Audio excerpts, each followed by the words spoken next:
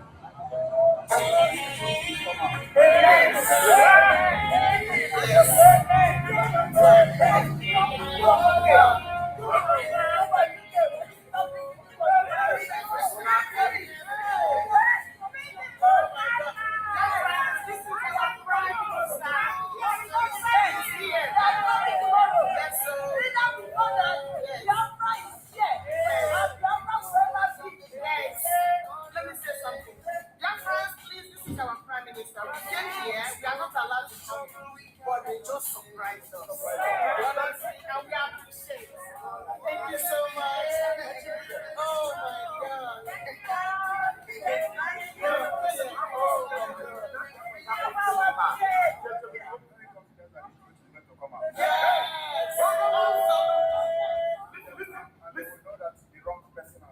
Yes. Are the one responsible for the killing of our people. Yes, we all know that. I am here because of the life of my people. Yes. And we're not giving up. Yeah. No, never. Oh yeah. Thank you so much. Thank you so much. We really appreciate it. Honestly.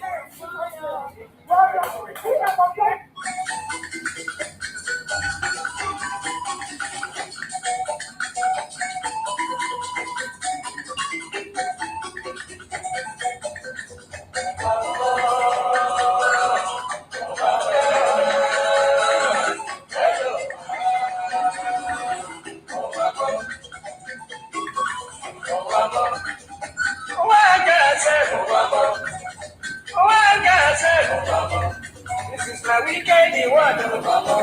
This is my confusion one. This is too body brand. I'm in Italy, USA. About the one lady girl. Money they go to work to. Money they work for bank. Then I end up for motor. Wherever they go. Wherever they go. Opposite good. But then at the other side. I'm not to school. I see people run. I see people run. Then I say, Traga. And I'm waiting they happen. And I'm waiting they happen. And I'm at the body by. See no day for dog. See no day for dog. If better you take your eye and see. Then I call the driver. Driver waiting. Driver waiting.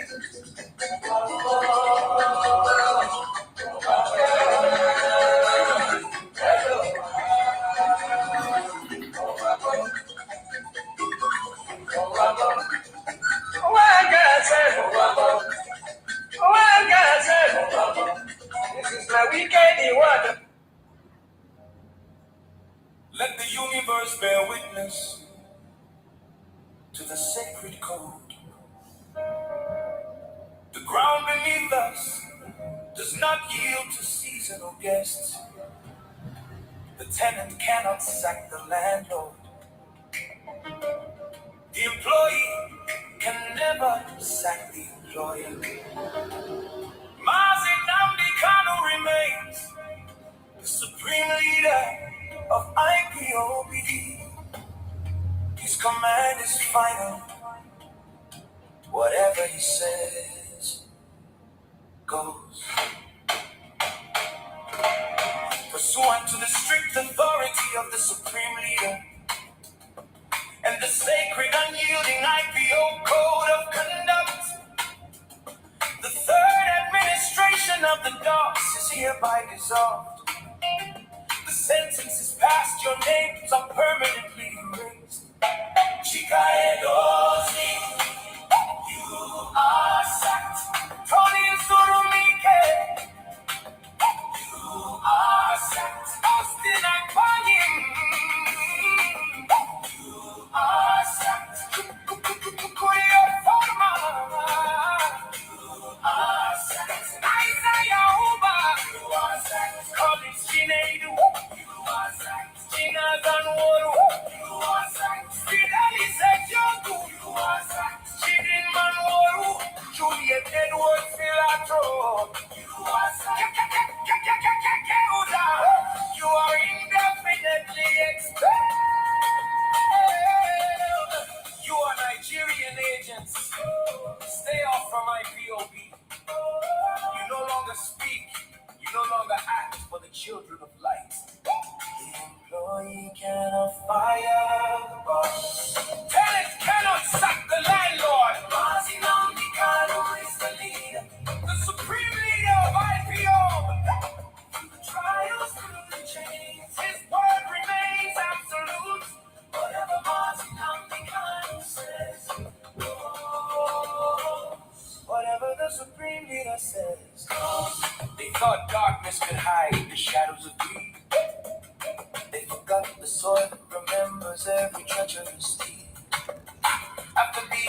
inspection when the leader was taken away.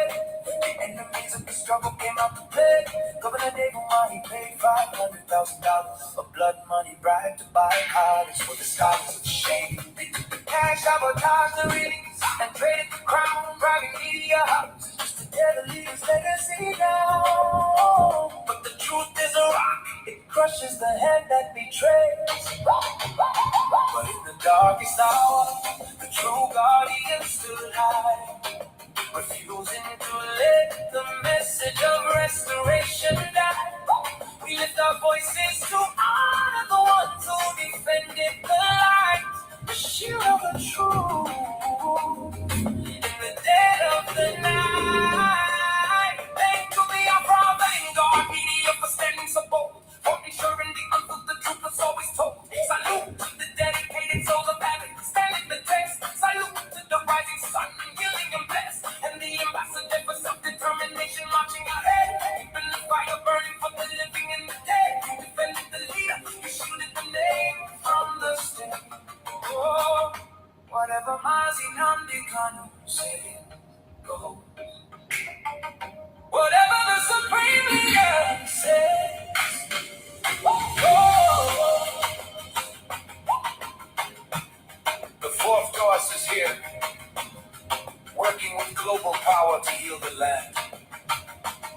The genocide must stop, the boss has spoken. Victory is absolute.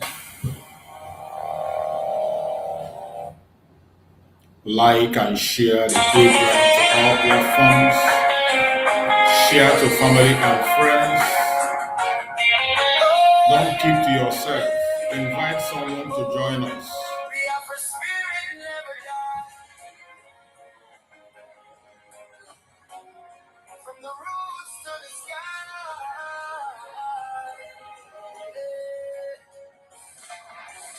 In the silence of the night, we still call your name. Like and share to all platforms. Through the storm and the struggle, we carry your faith. Share to your neighbors to join us on this Though the walls may aftermath be high and the update. chains may be strong,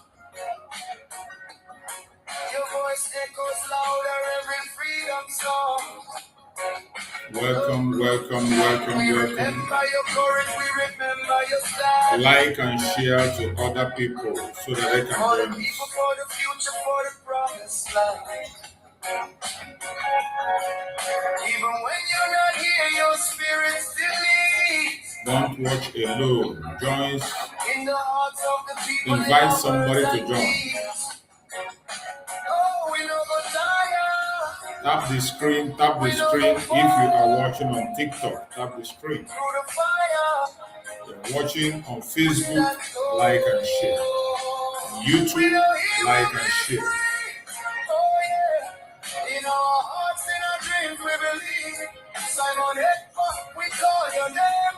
Born for the struggle, born for the flame. We know he will be free. One day, through the night, we go see better day. We miss your voice, your guiding light. But your spirit keeps the fire burning bright. From the streets to the villages, the message go round. Every voice, every soul in a freedom sound. No prison can silence what the truth has begun. Like the rising of the moon and the shining of the sun. Hey, they can try to hold you down, but they don't understand. This is bigger than a man, it's the cry of a lion. From the elders to the youth, everybody know. Freedom is a seed and it's already grown. Oh, we go rise again. We don't go fail. Through the pain, your voice we hear. We know he will be free. Oh yeah. In our hearts, in our dreams, we believe. Simon Ekpa, we call your name. Born for the struggle, born for the flame. We know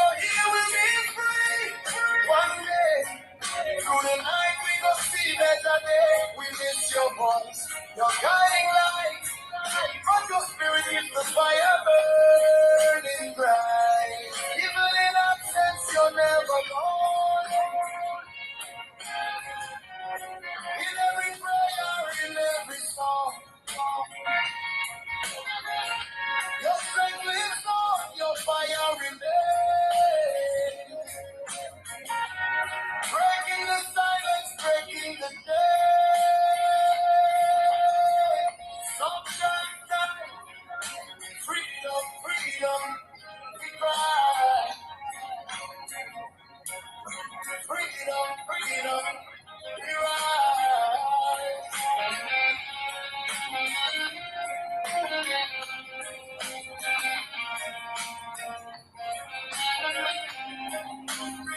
We know He will make free.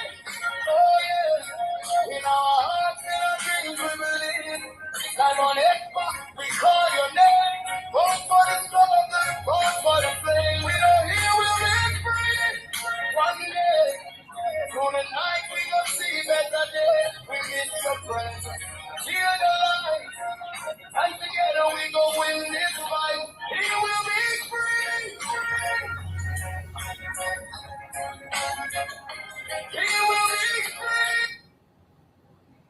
And I'm going to pray the prayer of David from the book of Psalm. Like and share to other platforms as we And I will pray continue. because a lot of people are listening all over the world. I mean, a lot, millions are listening all over the world. And I want them to follow our proceedings this very evening.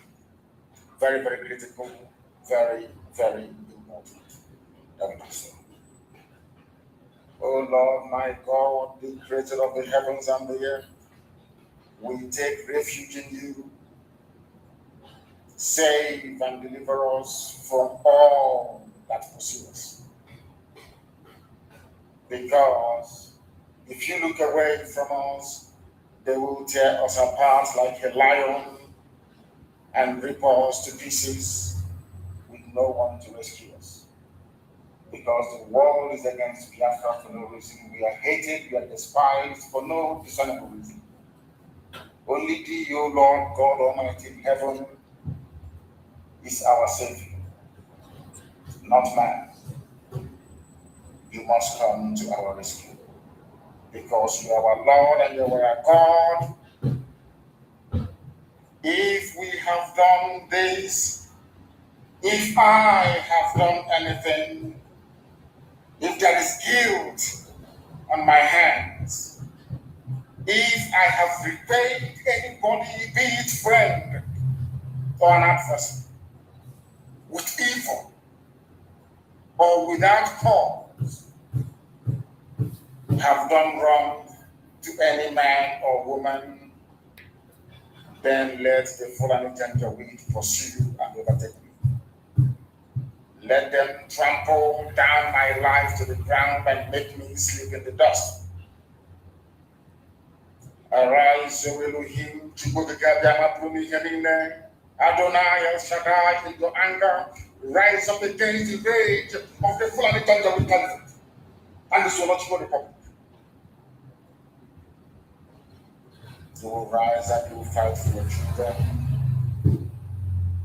You will awake, O Heavenly Father, Lord God Almighty, the creator of the heavens and the earth, the owner of the universe, for you must decree justice. Let your children and all men and of goodwill gather around you while you sit on top of your throne in the highest of the heavens, a habitation that only thee can ever occupy. Only you, O Heavenly Father, will judge the people.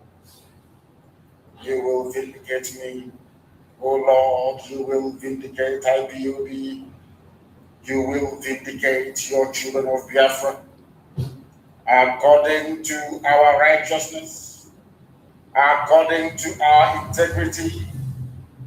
O Most High, bring an end to the violence of the wicked, bring an end to Fulani Janjaweed violence in our land, bring an end to their abductions, bring an end to their kidnappings, bring an end to their extrajudicial slaughter of the innocent, bring an end to their forced conversion of Christians into Islam, bring to an end their mediocrity, bring to an end their senseless feudal rule, bring to an end their evil and their deception.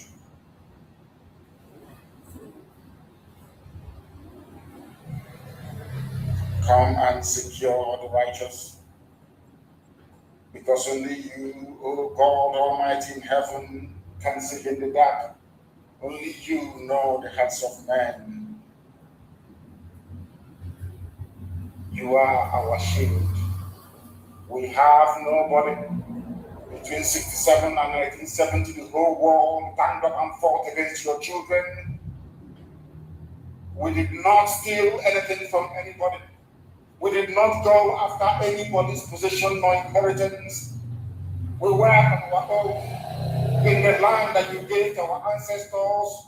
They conspired, they connived, they colluded to kill us. Over 5 million people. We are dead at the end of it. You are our shield. We do not trust in any man or in any state. We trust only in thee. Because you are God and you always save the upright at heart. Anybody whose heart is clean, oh Heavenly Father, to those you do not abandon to their enemies. That is why you cannot abandon IPOB. That is why Biafra can never be abandoned. Because your words are yeah and amen. You are God, you're not human. Facebook may have been bought over by Nigeria, and we pray that Twitter will not succumb to their threats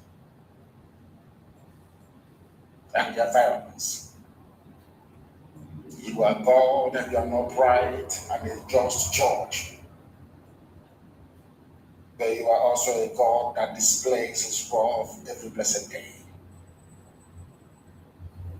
If Fulani Janjaweed do not relent in what they are doing, if the Fulani Caliphate continues to pursue the scorched earth policy of abductions and murder and mayhem, then you, O Lord God in heaven, you will sharpen your sword, you will bend and string your bow, you will prepare your deadly weapons, you will make ready your flaming arrows. Whoever is pregnant with evil conceives trouble and gives birth to disillusionment. That is what is happening in this so-called Nigeria. Nigeria is pregnant with evil because it conceived trouble and it has now given birth to disillusionment. All the holes that the Fulani Janjaweed are digging for us into that pit, they are falling into one after the other. The trouble that they have caused will always rebound on them. Their violence will come down on their own heads. O Heavenly Father, for we shall give thee thanks always, all the days of our lives, because only thee is righteous. We shall sing songs of praise unto your holy name, O Most High. For as long as there is a child on this earth of Biafran descent and heritage, O Heavenly Father, we shall worship your name and your name alone, now and forevermore we pray. He said, that was our prayer this evening. We are now going to proceed without further hesitation to bring to you the gospel which I have been mandated by. Nnamdi Kanu is not condemning any group, while Nnamdi Kanu is not condemning any group whatsoever. Just like I am supporting any group at all, so long as you are fighting against Nigeria. While Nnamdi Kanu is not supporting, is not condemning any group. The people can claim to follow him today. They say Simon Ekpa is a terrorist. Simon Ekpa is this. Simon Ekpa is that. After 10 good months of fighting Simon Ekpa, they didn't achieve anything. After 10 months of fighting Simon Ekpa, they didn't achieve anything. Yet, they are now changing to Simon Ekpa is a terrorist. Simon Ekpa is the leader of a non-government. Try! so cheap. And they are looking for freedom. You see, the more you blackmail me, the more you are blackmailing yourself. You think you are blackmailing me. You are blackmailing yourself. You don't know that? When the BBC came and do their nonsense disinformation, is it only Simon Ekpa that they showed it? You don't? Is it only Simon Ekpa? You all were there.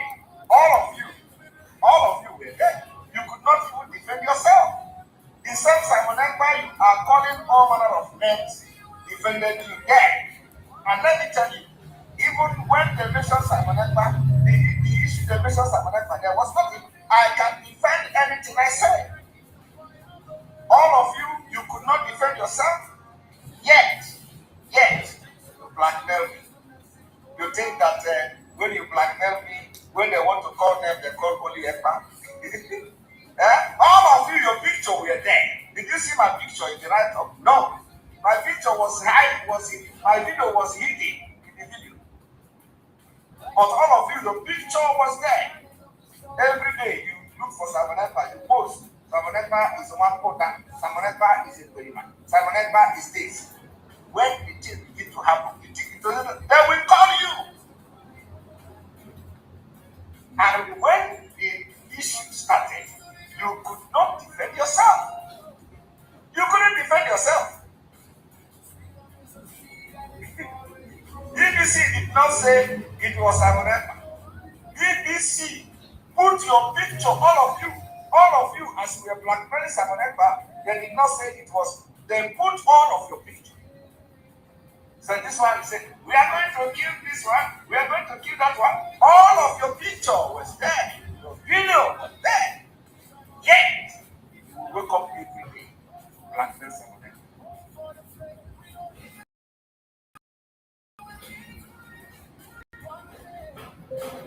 And if you don't, all of you can never live.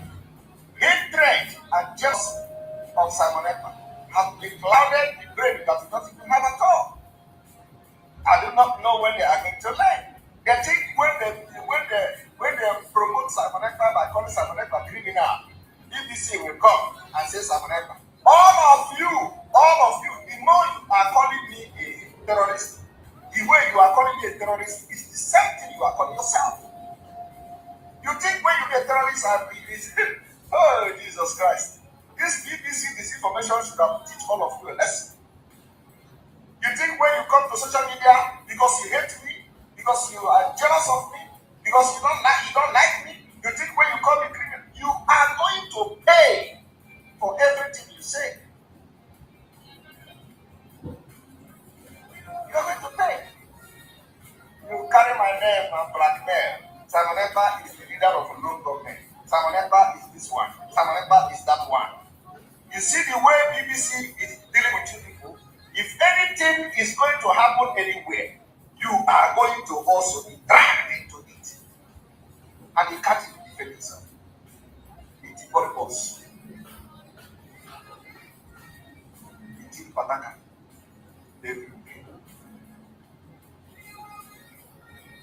Get yourself educated, you say no. Go to school, you say no. Simon Ekpa every day. Simon Ekpa every morning.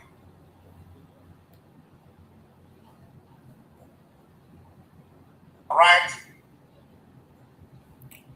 Welcome. Thank you for joining us wherever you are joining from. As you join us on the program, kindly like and share to other platforms. If you are watching us on TikTok, you are welcome. You are watching us on Facebook, you are welcome. If you are watching on X, you are welcome. And if you are watching on YouTube, you are welcome. Wherever you are watching from, I welcome you, I appreciate you, and I thank you for being part of this program. Remember, in this program, we do not come here to instigate violence. We do not come to this program to preach hate. We do not come here to attack people or individuals. What we'll do in this program is to promote the cause of Biafra, present Biafra to the world as the only remedy to the failed state. And that is the assignment we have signed up. We will continue to do so, for better, for worse, for the rest of our lifetime. We will continue to do that. I personally will continue to promote the cause of Biafra, for better, for worse. That is what I'm doing in this platform. So if you are joining us for the very first time and you don't know what the platform is all about, I'm telling you now. This is a platform that promotes the cause of Biafra.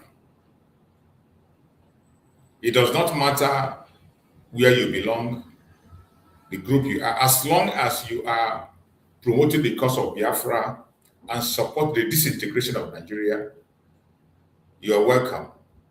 We are on the same page. We equally welcome those who have different opinion. We welcome those who have superior argument. So whenever they want to show up, they can show up and make sure they have evidence to whatever accusation they're going to present. And it is our own duty to respond respectfully. Here, regardless your religion, your opinion, your race, everybody is allowed to express themselves, and you are entitled to your opinion. So wherever you are and you're watching this program, like and share. I know the attack against us is going to increase, but we will never give up. We will never give up. The battle is not yet over. For some of you who will think it's over, the battle is not yet over. We are still in the battle. The battle is still ongoing. I bet you the main battle have just started.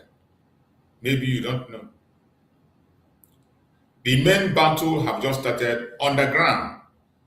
And why it is very, very delicate is that some of the things happening today, you are not going to hear about it nor see it.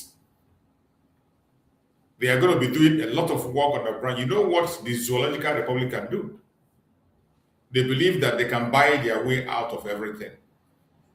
That is why we must not think that all is over. It is not yet over. In as much we have done our part, and our Prime Minister, Simon Ekpa Njoku, have done his own part in the court to defend the cause of Biafra, to defend Nnamdi Kanu, and to defend every one of us. He has done his own part. But you that is out there, we must continue to pray, because our battle is not just against human, it's against principalities, against powers, against the rulers of darkness of this world. They are the people we are battling against. So after we have done our physical work, after we have done our own effort, done everything we can do, we must not go to sleep. We must continue to work tirelessly. Pray, pray, pray, pray as much as you can. This is the time prayer has to work. You know, they say prayer without work is a waste of time. We have worked. Now is the time to pray. Man, Simon Ekpa have worked. Now is the time to pray. Because the enemies are not sleeping. They are not going to rest. They are not going to rest. If you think it is over, it is not yet over. It is not yet over. Yesterday was a very remarkable day. Mazi Simon Ekpa Njoku made his resounding speech. And from all indication that all that happened and information that are coming, his speeches were amazing. There is no doubt whatsoever that he did what he has to do. There's no doubt whatsoever that he defended us the way it's supposed to be. There is no doubt that he gave his best. But at the same time, we can't go to sleep because we know the people we are up against. That is why we are here today, to encourage Biafrans to continue fighting the battle in every angle and every area that you know you can. More especially being prayerful. Whether you are a Muslim, whether you are a Christian, whether you are Hindu, whether you are a Buddhist, whether you are Jewish, or you are a traditionalist. Whichever one you believe, whichever God you worship, the time for prayer has come. Because our battle is not just against human. Now that we have done the needful, the world have seen it, ears have heard, the truth is out. But the darkness is still fighting. They are not going to relax. They will continue to fight to change the truth. And you know the kind of world where we live in. We are in a world where interest is more important than truth. Where interest is more important than humanity. Where interest is much more important than saving the life of the innocent. We are in a world where countries and people can sacrifice everything sacrificable to push forward their own interests. That is why we will not sleep until the verdict is pronounced. We know that the verdict is going to come out by September. By September, we are going to be expecting to hear what the verdict is. But before then, a lot is going to happen on the ground. And before then, we have a responsibility to continue on responsible reportage, responsible programs where we continue to expose the Nigerian government that they are evil, because it is very important. In as much as the battle in the court has finished, the judges have had everything, they are going to pay attention to public opinion. I have been speaking about public opinion, perspective outside there. It is important. It is important. That is why those of us in the media, you must continue to create a positive perspectives outside the court in favor of Mazi Simon Ekpa. We must continue to create a narrative that favors Mazi Simon Ekpa. We must continue to expose the evil, the people who are the real terrorists in Nigeria. We must continue to do that. Because the case of Mazi Simon Ekpa does not end in the courtroom. It doesn't end in the courtroom. This is a case that affects almost the entire world. But when you look at how the case is going, they are trying as much as they can to suppress it. The only thing we have to do is to continue to speak on our various platforms, even if it is one person that is watching you, two people that are watching you, even if you can meet only one or two, continue to speak in favor of our Prime Minister Mazi Simon Ekpa, in favor of Biafra. Continue to put out those statements that will put him in a good light. Continue to engage in responsible streaming, responsible reportage. Propaganda and blackmail cannot help anybody. Lies cannot help anybody. Envy and jealousy cannot help anybody. Just do your part. I do mine. And at the end of the day, the result will come. We have come this morning to discuss on the topic which says the aftermath of Prime Minister Simon Ekpa closing remark. Shocking revelations, pressure, confidence, and Biafran resilience. That is what we are discussing this morning. As always, we always give our opinion and speak to the world. We are not forcing you to believe what we say, but we try as much as possible to put information forward that you will go back and think, look towards it, and you can be able to pick out a point. I'm not just speaking to Biafrans, I am speaking to the world. I'm speaking to everyone that cares, that is observing the case of Mazi Simon Ekpa in Finland. So whatever I'm putting forward is not just for Biafrans alone. This very announcement was made by Mazi Simon Ekpa long before now that we have done a lot educating Biafrans. Mazi Nnamdi completed that assignment on education. We are in a time where the international communities need to pay attention and hear us. The case of Biafra is no longer local. It is now global. With the case of Mazi Simon Ekpa in the front line, no matter how they try to suppress it, it is a global issue. Biafra is now a global issue. And we must be very careful what we do, what we say, and how we say them. Once again, I welcome every one of you that is watching, wherever you are joining from. Whether you are joining us from Biafra land, from Nigeria, from Africa, Asia, Europe, America, Australia, Canada. You are joining us from Iran, you are joining us from Israel, you are joining from Ukraine or from Russia. Whichever part of the world you are connecting to this program, I welcome you. And I thank you for being part of this program this morning. As you join, like and share the program so others can get the same information you are getting, so that we can together educate the people. And as you're joining us, the comment section is free for you to make your comment respectfully. Don't insult anybody, because if you do, and I see, that will be the last time you will do so. My platform is not a place to threaten people, to insult and abuse people. So while you're in the comment section, try as much as possible to be disciplined. We are not here to insult ourselves, but here to make sense of everything that happened so far. A lot has happened, and more is still yet going to happen. If you have not also subscribed, subscribe. Also like and share so that others can join us. Others can join us. I welcome everyone who has been following the development.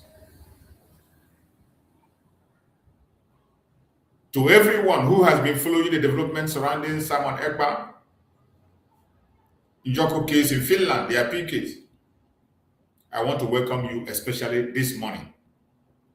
Everyone that have followed the case of our Prime Minister Simon Ekpa Njoku, whether you are a Biafran or non-Biafran, I welcome you this morning. Today we are not simply talking about what happened inside the courtroom. We are talking about the aftermath. We are talking about people, what people are saying after the closing remark. What people are saying everywhere. We are talking about the atmosphere surrounding the case of Mazi Simon Ekpa Njoku. We are talking about pressure this morning. We are talking about confidence. We are talking about the reaction of Biafrans across the world. And most importantly, we are talking about the question that remains unanswered. So I want everybody watching right now to stay with me, because there are certain moments in a legal case when the courtroom becomes quiet. The lawyer finishes speaking.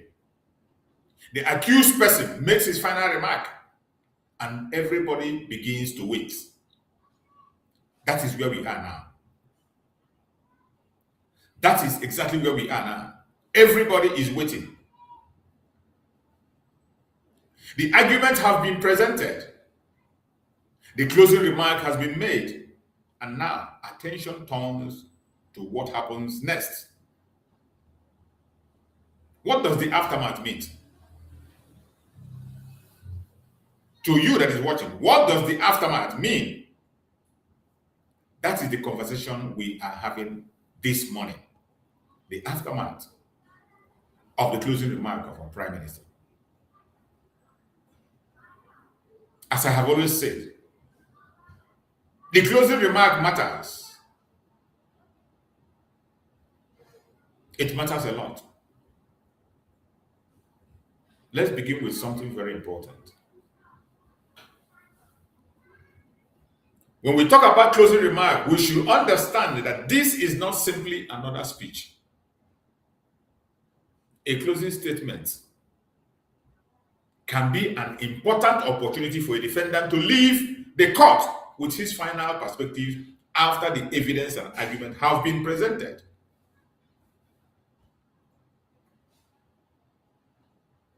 But let me make something clear, very clear. A closing remark is not a judgment. It does not automatically mean victory. It does not automatically mean defeat. The final determination belongs to the court. And that distinction is very important.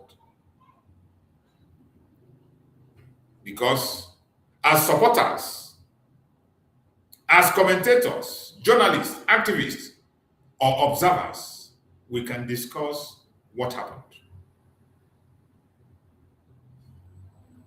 We can analyze the argument. We can discuss the atmosphere. We can talk about confidence displayed. But we should not announce a court verdict before the court announces it. Very important. I said it yesterday, I am saying it again. That is responsible commentary.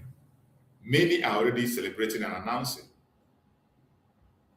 Many are creating their contents to draw traffic. We must be very careful. Now, having said that, there is something that has attracted significant attention. Something that attracted significant attention. The manner in which our Prime Minister, Simon Ekpa Njoku, presented himself during the final stage. So many of you saw him.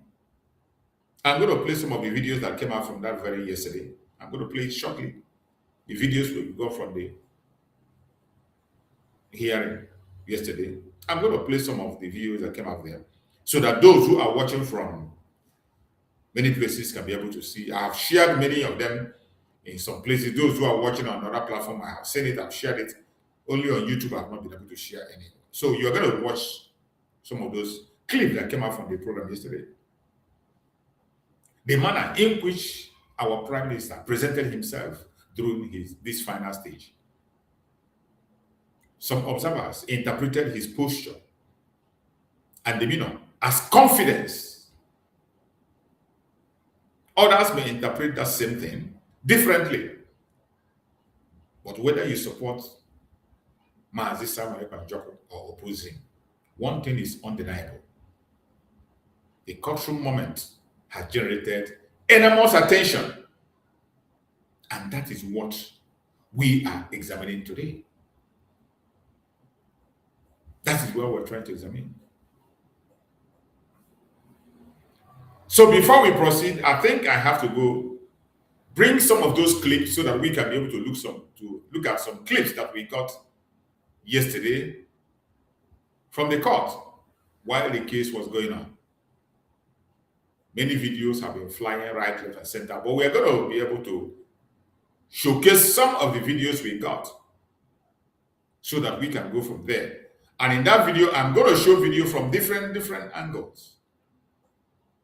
I'm going to show from different angles, from different people. And once again, before I go into that, I appreciate everybody, everyone that was part of that very court yesterday. Every Biafran that made it there, regardless what your intention might be on your attitude, I still hope, believe that your presence added more strength to Mazi Simon Ekpa, no doubt. The presence of Biafrans added more strength to Mazi Simon Ekpa, gave him courage, put a smile on his face, even though it was a very difficult time. I strongly believe that Mazi Simon Ekpa Njoku felt very happy seeing Biafrans. And the presence of Biafrans gave him more courage. And that is why I appreciate everyone that made it to Finland. Everyone that made it to Finland, whatever your motive might be, I don't care. Whatever you have done, it's left for you. But your presence in Finland both those who were there 1 day, 2 day, 3 day, and those who were there from the beginning to end. I appreciate every single one of them. I appreciate every one of them. Their presence gave our Prime Minister more strength. It is not easy. So many of us wish to be there, but we couldn't make it for one reason or the other. So for those who made it to that very place, we need to appreciate them. We need to appreciate them. No matter what happened, we know there are some flaws here and there. There are some hindrances, flaws here and there. There are so many things happen right, left, and center. But yet, that will not make us to overlook the actual thing, the gains that we made. We cannot overlook the gains that was made. A lot of gains were made. And we cannot overlook that. So, we are going to try as much as possible to show some of the clips that we got there from different people, from different angles, from so many angles. And I appreciate everyone that have made it to Finland, regardless where you come from, regardless your own opinion or ideology. I appreciate everybody, and I say, may Chukwu guide and protect everyone that made it to Finland. The same way you went to Finland, you shall return safely, and whatever you have lost, Chukwu will replenish you in 1,000-fold. As I was saying, and I've been saying, it is good that we did what we can do as a human. The remaining is left for Chukwu Okike. Because as today, I cannot look back and say we would have done this or would have done that. For me personally, everything that I know that I can be able to do, I did. Personally, I don't know about you. And from all indication, what I saw Biafrans were doing, everyone, people I know or I see, did what they know they can do, and they're rich. So if there are things you are supposed to do that you didn't do, let the judgment be for you, between you and your conscience. But if you have done what you're supposed to do, the left remains for Chukwu Okike. And that is where prayer comes in. Let's continue to pray. Be on our knees and continue to pray. Because the battle we are fighting is not a small battle. We are wrestling against principalities and powers. Even at this particular time, this is the most critical and crucial time. While the court closes, while we are waiting for what is going to be the judgment, a lot of underground work is still going on. Many of you know what Nigeria can do. You know what Nigeria can do. Every one of you know what Nigeria, the Zoological Republic, is up to. So that is why I say, don't go to sleep. Don't go to sleep. A country that paid $9 million to twist something that the whole world knows, kuru. We are talking about that. They went again and bought Donald Trump camp. They bought it today. Donald Trump camp have become toothless backing up when it comes to the case of Nigeria. So you can see, if they can be able to penetrate the United States, you can see how brave and bold they can be to go anywhere. But in the case of Biafra in Finland, we believe that one with God is majority. And when Chukwu Okike says yes, nobody can say no. That is our confidence. That is when we are on our knees. They might have all the money, have all the connections, have all the links. But one with God is majority. That is our faith and strength. And we must continue to pray until the verdict comes by September. We're waiting patiently. Don't carry any rumor. Don't push any wrong information. Don't create your own verdict. Don't create your own statement. We will see the original statement before we talk. But just as I said, many things are going to happen on the ground. The battle is not over. It is now that we are supposed to go in for the spiritual battle. Because we have done our part as human. Did what we will do in the court. But the rest set of the battle is going to be done in our absence. A lot of phone calls will be going on. We need to continue to pray. And most importantly, in our various platforms, continue to present Mazi Simon Ekpa in a good light by bringing true information of the situation of Nigeria. The involvement of Nigeria in terrorism, which I am going to expose many of them today, as I've been doing. Remember the case of Mazi Simon Ekpa? They charged him for terrorism, accusing him of causing insecurity in Nigeria. And as we speak, there are thousands of videos showing the real thing. They are happening. We were going to go there. But before then, let us watch these videos that came from yesterday's program so that we can be able to go fully into the program while we observe what transpired.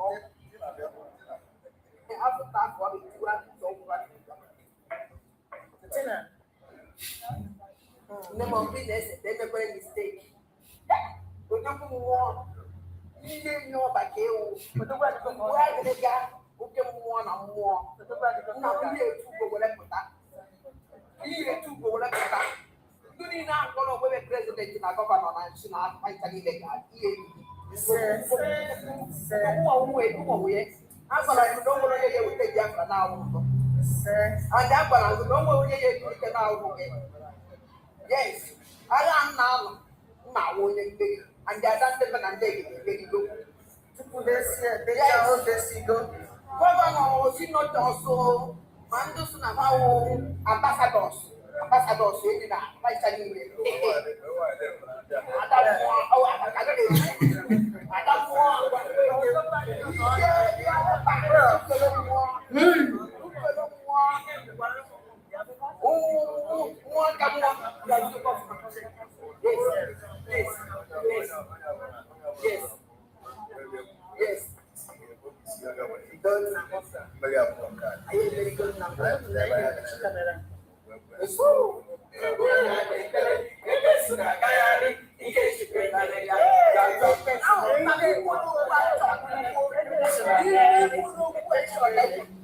This very part caught my attention. This is our latest song, the song of victory. The song of victory that every one of us must adapt.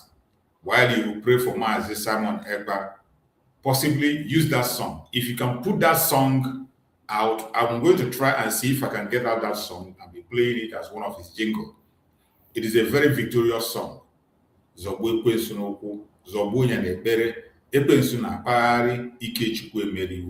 That is a new song that Mazi Simon Ekpa launched. And every one of us need to key into that faith. Key into that word of faith. Key into that word of faith. That very song is powerful and strong. It's a song of victory. You saw Mazi Simon Ekpa advising Biafrans that we should not be afraid. Professor Chioma told him to advise Biafrans and encourage them because many Biafrans are already losing faith. Many Biafrans are scared what will happen next. That was why Professor Chioma Okoma made that move to tell Mazi Simon Ekpa to speak to Biafrans. Speak to Biafrans so that Biafrans can calm down. Both those who are agitated, those who are worried, those who are confused. And Mazi Simon Ekpa made that statement he made. That part caught my attention and it's very important. Very, very important. You see, that's what I'm saying. In everything, there are things that we expect to do. It is not just about going to Finland, making noise, hugging, talking, accusing, insulting. There are important informations that you need to be passing. There are critical things that need to be done. And when I see those critical things done, I highlight it. I don't care where it is coming from. I don't care who is involved. But when I see you doing the actual thing that need to be done, I highlight it. It was necessary for Mazi Simon Ekpa to advise the Biafra because I know, just like my case of Mazi Nnamdi when he was kidnapped, many people fell sick, many people got high BP, some people have not recovered up to today when Mazi Nnamdi case happened. So this word of advice is very important, word of encouragement to Biafrans. At least when you hear it from Mazi Simon Ekpa with smiles on his face, Biafrans can be patiently waiting until CHUKS SURVIVAL will listen to us and grant us our wishes. So it's important, and that's what song of victory we must always continue to adapt. Let us continue to watch.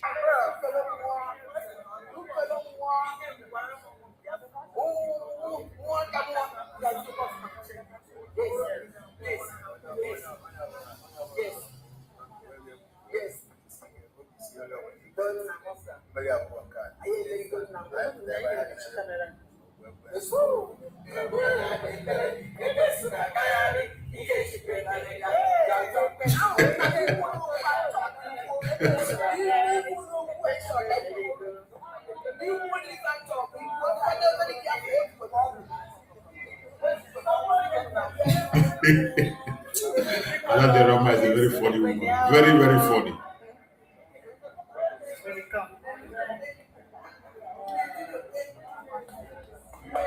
This is another part that caught me very well. This aspect also caught me. This is the man that Mazi Simon Ekpa take as his father in Finland.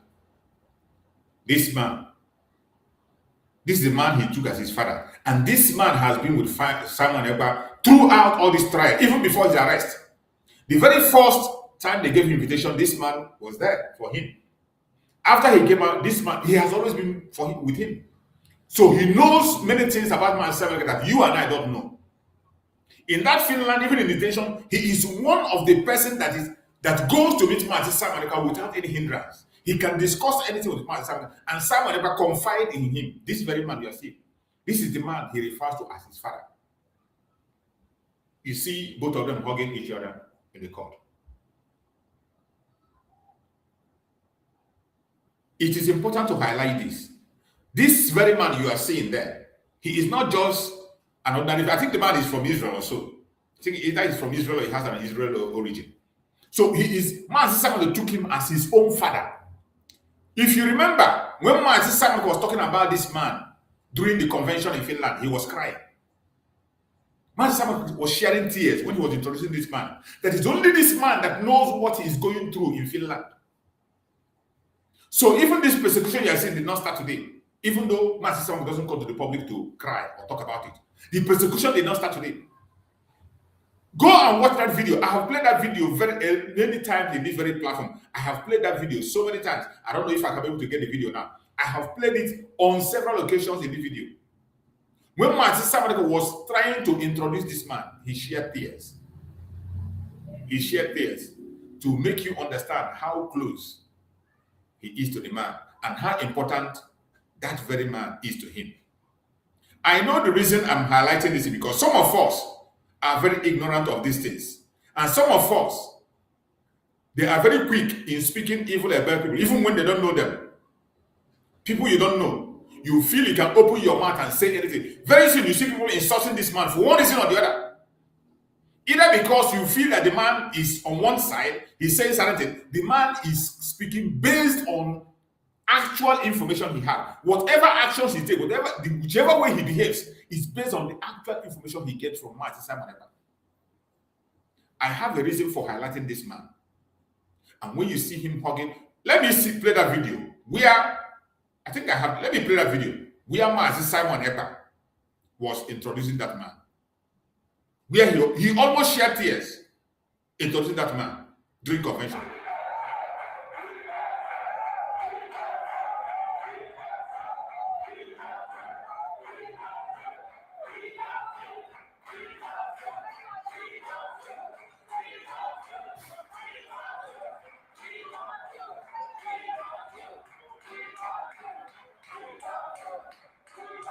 This was during the convention. Listen to him.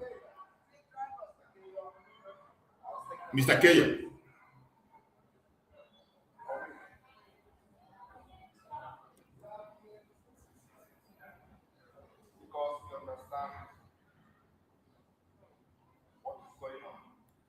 I want you to listen carefully to what myself was said about that man. That Mr. Keyo has taken so many bullets for him.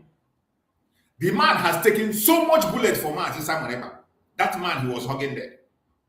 So I want to point this out for some of you who will come tomorrow to attack the man or to accuse the man of one thing or the other. For some of you who will begin to portray the man in a bad light, because many of us are very insensitive. Many of us don't even think before they talk.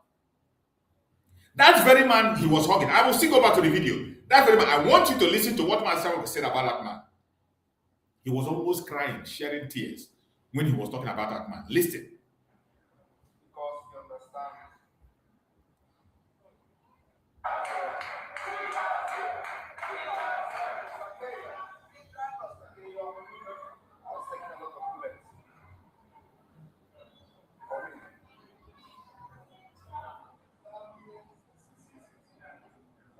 Because you understand what is going on better than anyone else. He understands, the man understands what is going on better than any other person. He said that man understands what is going on better than any other person. I want you to be very attentive. Mazi Sam was almost shedding tears when he was talking about this man that was hugging him. You saw the man in the court hugging him. There was a place where somebody wanted to interview the man and the man did not grant interview. I want you to pay close attention to that man. Because some of you will attack that man for no reason, for no just cause, because of your mentality. That is why I have told people, remove your group mentality in your head for you to see Biafra. Remove your group mentality. Look at Biafra and focus on our collective interest on how to move forward. Collective interest. United front. Listen to this man. I know why I am playing this video. Go ahead.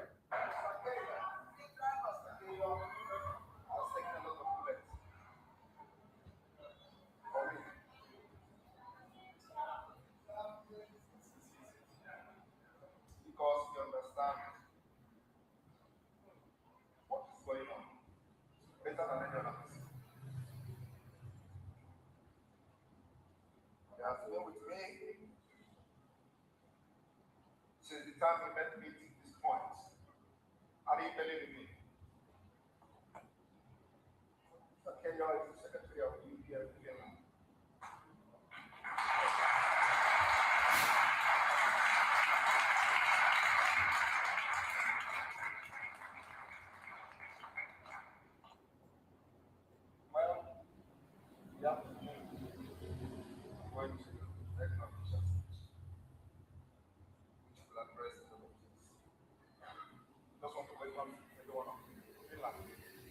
This is the man that everybody wants to crucify.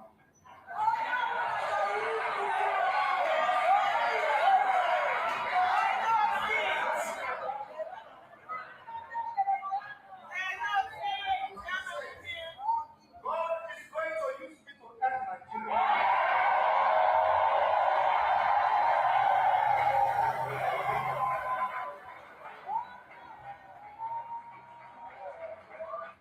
You have heard Mazi Simon Ekpa introduce that man. You see the introduction of Mazi Simon Ekpa of that man. I have a reason for playing that video. For those who will ignorantly attack that man for no reason, they are the reason I am playing that video. For those who will ignorantly attack that man, that is why I am playing that video. Now I want you, let us continue from the video we are playing. Let's continue from that video and continue to see. These are videos that came out from yesterday. Let's continue from the video we were playing. And now that you have understood the man we are talking about, we get there again.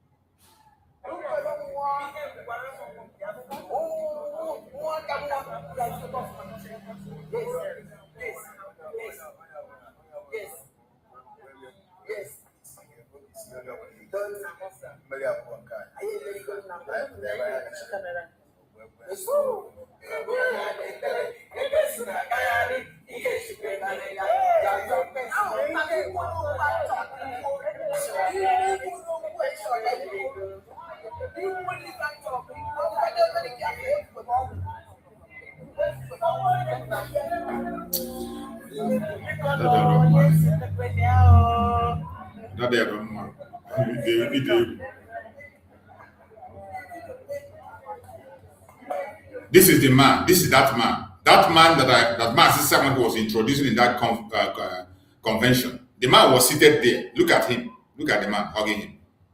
The secretary of UPF, Secretary General of UPF in Finland. Look at him.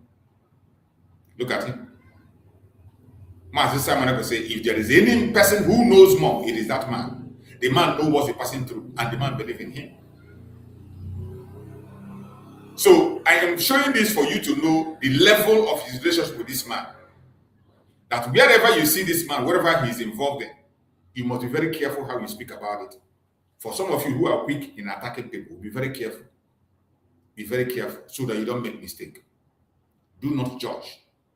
Let us be patient until Master Simon Ekpa joins us very soon. Then we can understand what we can ask him directly and know what we don't even need to ask him. Once he comes out, you will know what you need to do. You will know what you need to know. So let's continue to watch.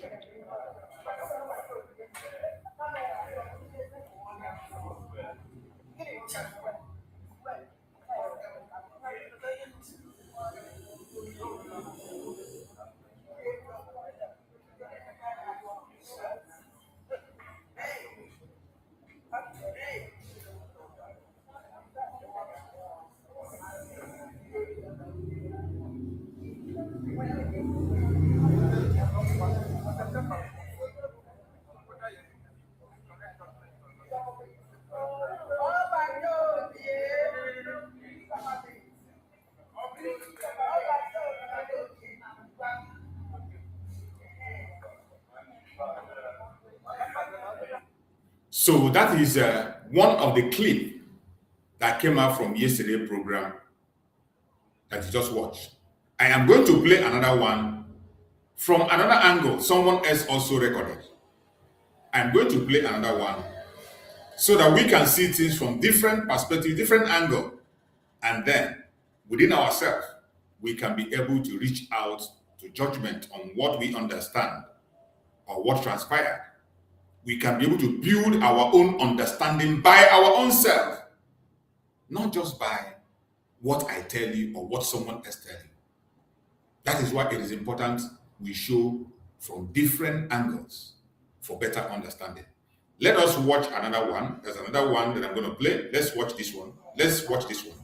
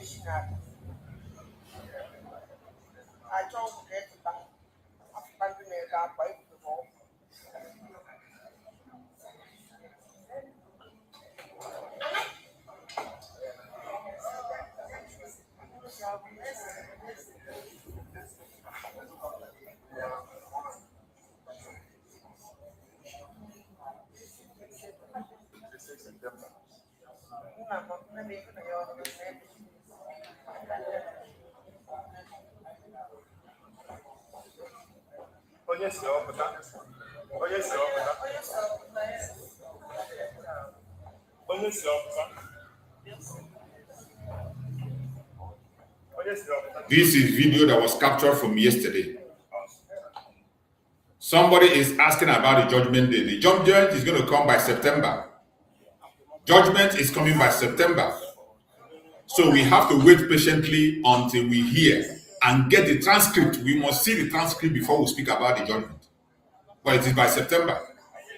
It might take up to a month before it comes. So we have to wait patiently until we see it.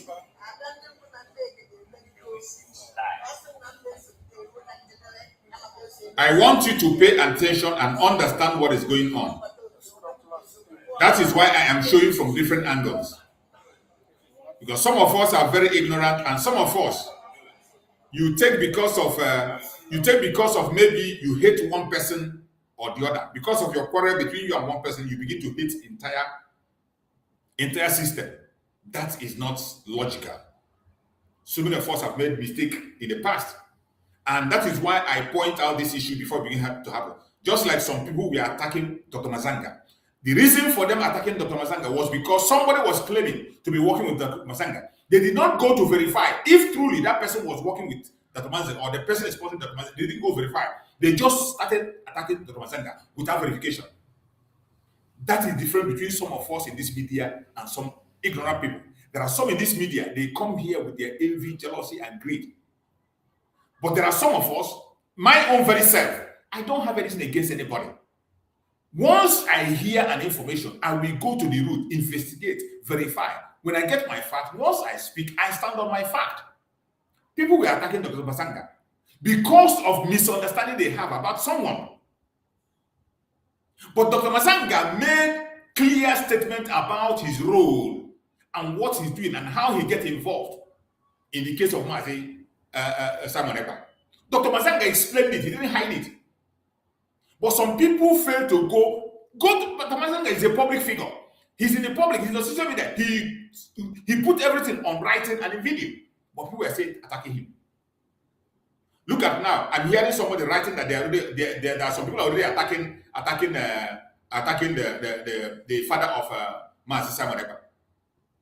A very responsible man. I have just played a video where Simon Ekpa introduced the man. Simon was sharing tears when he was introducing that man to show you how close that man is. Simon. And today you will say you are Simon Ekpa supporter and you are attacking that same man.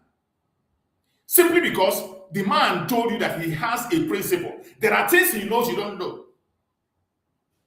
This is the man who goes to Simon Ekpa at any point in time. A man that Simon Ekpa can assure his life in his hand and say, okay, keep it until I come. Unlike our Biafran that can disappoint. The man is not a Biafran. He's not a Biafran. I think he's a Finnish man, but an Israeli. A Finnish man is Israeli, the Secretary General of PUF. But he has belief and trust in Simon Ekpa. And Simon Ekpa also have trust in him. He is one of the persons who can give you a critical, confirmed information of what is going on, or what Simon Ekpa wants, or what he doesn't want, or what he says, or what he doesn't say. And because now some people feel that he is not talking to them, he is not aligned with what they believe, they will attack him. That is madness. It's arrant nonsense. That doesn't make you relevant in whatever group you belong. And that is why I say, throw away your group mentality. Throw away your group mentality and look at things on a neutral ground. Go as an individual, as a person. Always look into matter as an individual, a person with your own mindset. Only then and then you can be understand. If you continue to pay attention to group mentality, you will continue to destroy yourself, cause confusion. And at the end of the day, that thing you think you will get, that recognition or whatever title you cannot get it. You can't get it. You won't get it. You'll be surprised what will happen. So let's continue to watch this aspect of that coverage.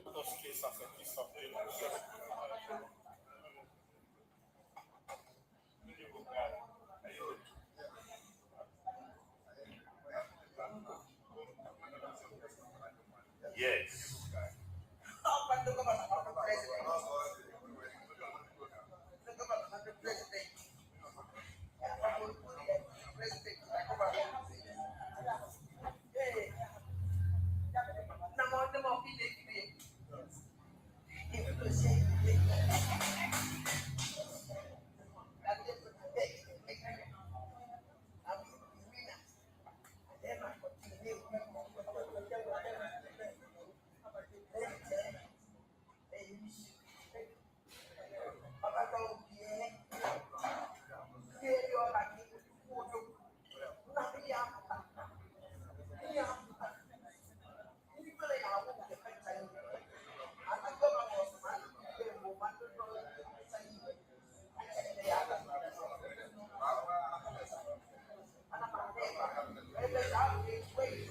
Many of us are making mistakes. You see, if you are hating somebody or people because of a particular person, it doesn't make sense. There are many people that are good in certain places, and some are not good. Everybody cannot be good. You cannot take because of one person that is bad, you condemn everybody. It is not possible. That is not acceptable. And anybody that does that means you are not intelligent. In as much as people try also to sanitize their areas and make sure that only sensible people are there, but in every 12 there must be a Judas. In every 12 there must be a Judas. There must be somebody who will be there that will not listen to anybody. And when we see such people, we cannot be able to condemn people because of one person.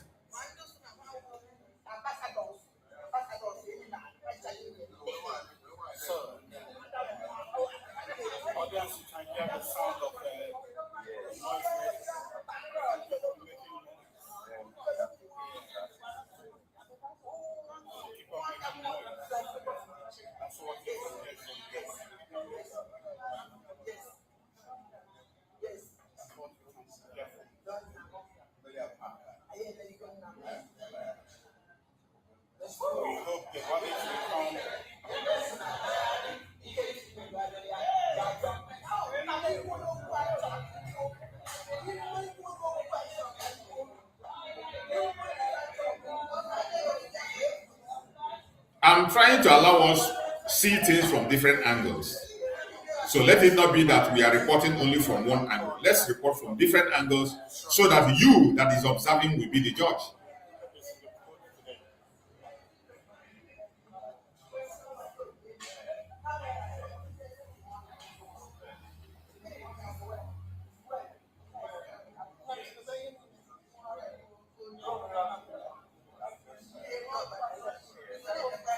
Yes, sir.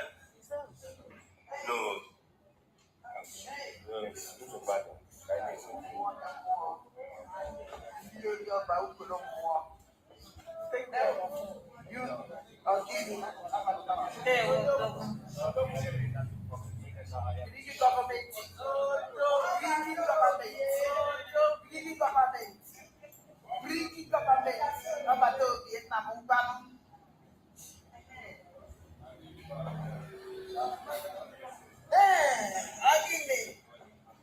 Yes, what did you have for Biafrans today? I'm a Biafra. As a Kanu, I told you, I am what to do. Okay. Oh, the son of Makana, Nigerian terrorist government.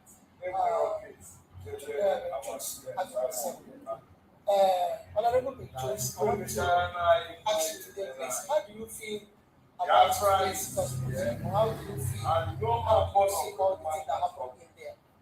Our something I can say is really spectacular in the sense of this very case. I will hope the case will end 2 days. We are coming home.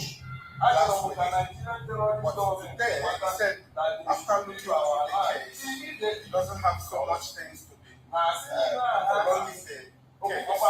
And after the prosecutor has given some kind of conflict all over the world, from Europe, from Asia, other things, a very long explanation. But the defense lawyer from our PM made a long argument, through many lives, expressed the way the Nigerian government is behavior towards Biafrans. They are terrorists, they are slaughtering many ways. They are violating the rights of Biafrans. And even the Boko Harams, the activities of the Boko Haram in Nigeria, the whole share. But I can see, after all these arguments, the judge said, I don't think I can prolong this argument anymore. We have to give a little bit of time to analyze everything, and I would like to let all the people who came from different parts of the world travel home. I can see the passion in them. For me, this judge, he was the same judge that presided this issue last week. I was very good for us to see him again today. This is a man who can look on the face of the people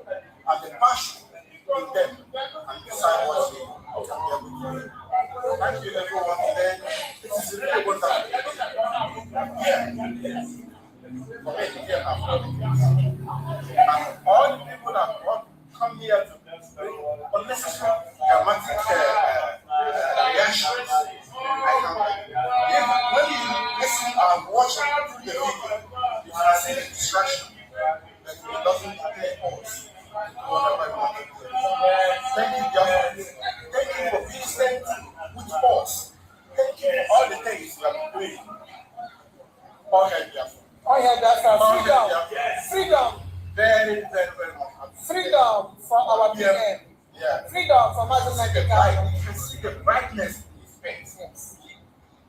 There's not much argument. Yes. To say that. He said he told us nobody should cry that you have won. Yes. He told us. He said nobody should cry that you have won. That's what he said. We that will be telling him that he's the one that is telling us not to cry. That is settled. Thank you so much. Thank you so much, sir.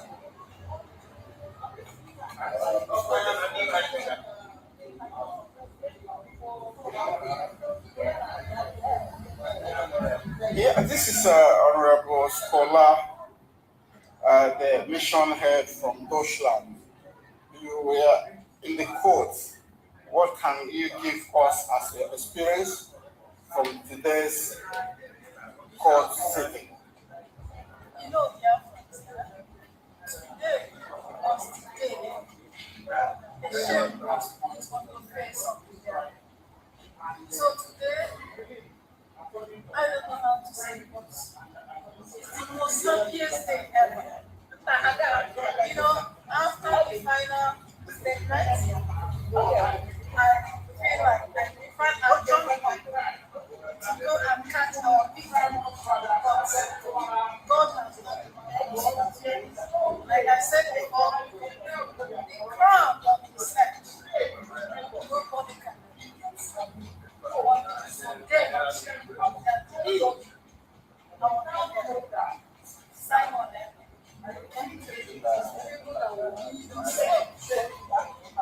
and support. So the truth is already out. It will never come. The freedom, justice, Thank you so much. Thank you so much. Thank you so much.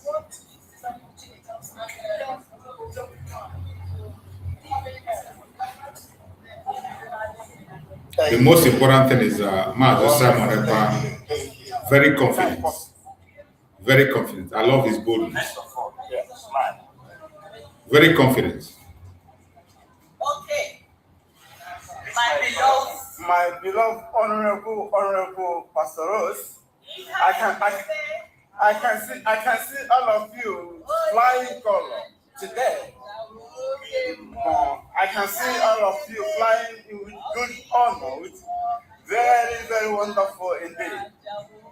Can you tell us your experience in the court today, as everything has just ended so smoothly without no. The prayer of Biafrans, was answered. Today marked a remarkable day of the victory of our PM. Like I said, we had a Yes. and only in Nigeria, but these are our PM Simon Ekpa Njoku, or these are Nnamdi Kanu, just in one freedom. I have any slave. The Nigeria, they are not right. But I ain't grow ego, and that's all I want to tell you. Now, I see court again. He had with me that BMI because it ain't in praises. It did not end the way the devil wanted. It did not end the way the Nigerians, the evil ones, the judges we wanted. Our freedom has come, and we are growing. Biafrans all over the world, from the homeland till here, we thank you. Thank you so much. We thank the Biafran, the new one in this Finland, who has made it possible for this thing. We want to use the opportunity to say thank you. Thank you so much. Thank you so much. Everyone, thank you. Thank you. This is honorable. Smile. Smile. I was here. First of all, I want to thank Biafrans, and then it's a very happy thing to see that at the end of the day that the discussion, the case, everything was finalized, and then yes, and then to the judge have had enough, and today again we did not see the presence of Nigeria. We could not see the presence of Nigeria, and then all the whole shenanigans they have been displayed. They have displayed however, whatever that they find means to land in Finland and in Finland court. Today, they have been given opportunity to come and defend their lives, to come, but they run away. They are nowhere to be found. You know what? But the Biafran government has stood, did everything to protect Biafran, and we will continue doing that, not just only here in Finland, in everywhere in the world. We have told them, and we will keep on reminding Finland, every citizen of every country, the primary duty of the government of that country is to protect her citizens wherever, whenever, however. So, based on that, you can see Biafrans, we come out from this court with a joyful heart, and you saw us when we were with Obato here inside the court, when we were just having a good time discussing. So based on that, I say Biafra, once again, we will see and we will talk about and analyze more. Thank you so much. Thank you so much. Thank you. So I have shown things from two sides. And when you look at these presentations, you can be able to make up your own mind on what to believe. And I have my own word also. Everything that transpired in the court of Mazi Simon Ekpa today, everything that transpired from the beginning of the protest to date, I give accolade to Brigi. Brigi did a very important job. I'm not saying it because I want to praise an individual or persons. Brigi, Biafra, Republic Government in Exile, they did a great job. Starting from the protest, they played a major role, including in providing a lawyer. They played a major role. And again, in Finland itself, I watch videos from different sides. They were doing exactly what is required for Biafrans to do, what the world want to see. And when I'm talking about Brigi, I'm not talking about one person. You might see some people that are going away, doing their own, and individual platforms can do anything. Individual presenters, they can talk anything and say anything, but I am focusing on the collective effort. That's title, Brigi. You know Mazi Simon Ekpa. For the record, you can believe anything you know, but Mazi Simon Ekpa is being tried as Brigi Prime Minister. Biafra, Republic Government in Exile Prime Minister. And the Brigi represented him as Brigi, and they did well. I played their press statement. The press briefing, I played it here. Every statement was in order, not to attack, not to blackmail, but the truth and nothing but the truth. I played it here. And they made another move that it is not just to go to Finland to begin to fight each other, to begin to lie, push propaganda, or get propaganda video. That is not the reason for that Finland. I saw Brigi Media, at least their secretary, doing a very good job. And those who are leading, Dr. Price Nokoma and Professor Chioma Okoma, they did a great work. Even though there were some little places where they made some mistakes, which I also talked about in my program. But in this very Finland, they were the people that acted excellently and represented Biafra for Mazi Simon Ekpa excellently. Not just to go there and take picture, go there and clap and come back. No, they did some other extra job. In their updates, I got it. I'm going to play some of the updates today. Yesterday, I played where they went. In a historical ground. A historical ground where Mazi Simon has spoken about. A place that Finland government abandoned, Finnish people abandoned the project because of Biafra issue. And many people did not know about that. So at this time that we are in Finland, it is an opportunity to show the world that very thing. And they did. That is part of the program. It is part of bringing Biafra to the world.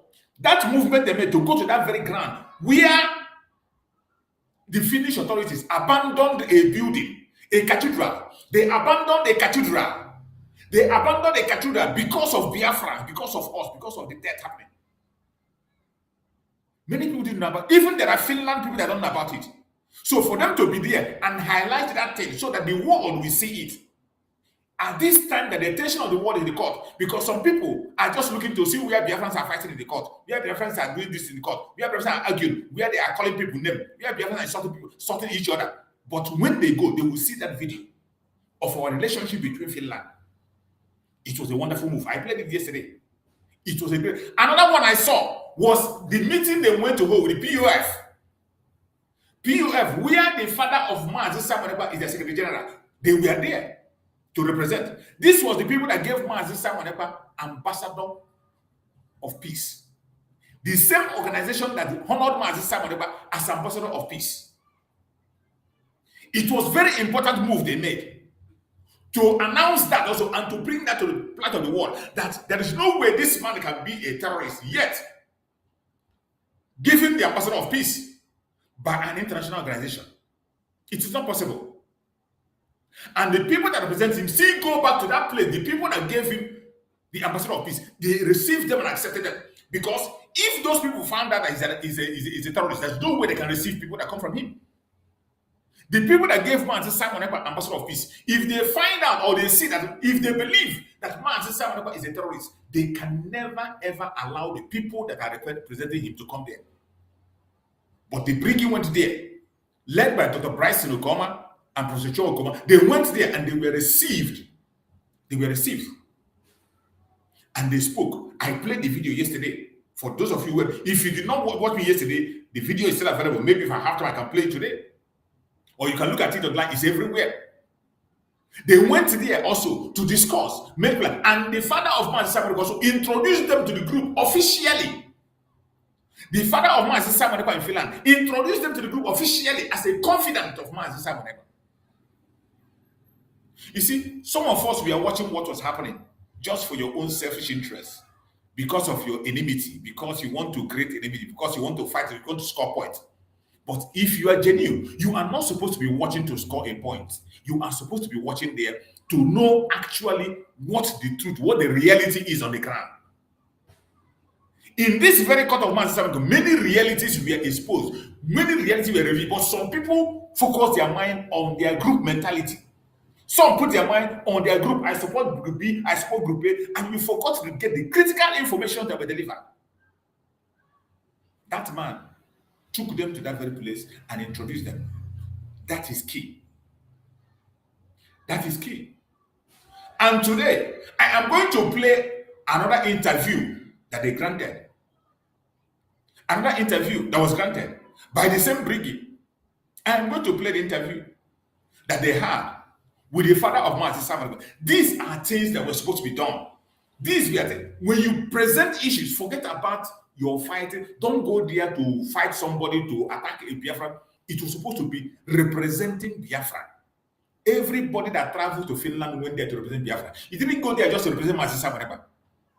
He didn't go there just to represent Mazi. The only thing that connects us to Mazi Simon Ekpa is Biafra. It is Biafra that connects every one of us to Mazi Simon. So if you have traveled to Finland, your purpose to travel there should be Biafra. Not for your own personal interest, not to go and draw group, not to go and push yourself and make your group reliable or whatever. No, focus on the truth and the reality. Focus on the truth of reality. So many of you must have seen this very interview that was granted, but I didn't play it yesterday. Today, I am going to play that very interview for all of us to listen how that interview was hosted, how it was organized, what was said, and what was said in all angles. It is important that we look into that interview because it has everything to do with the aftermath of the case of our Prime Minister, Mazi Simon Ekpa. What transpired, what happened, what you heard, what you saw, it is important to highlight it, and that is why we are using that.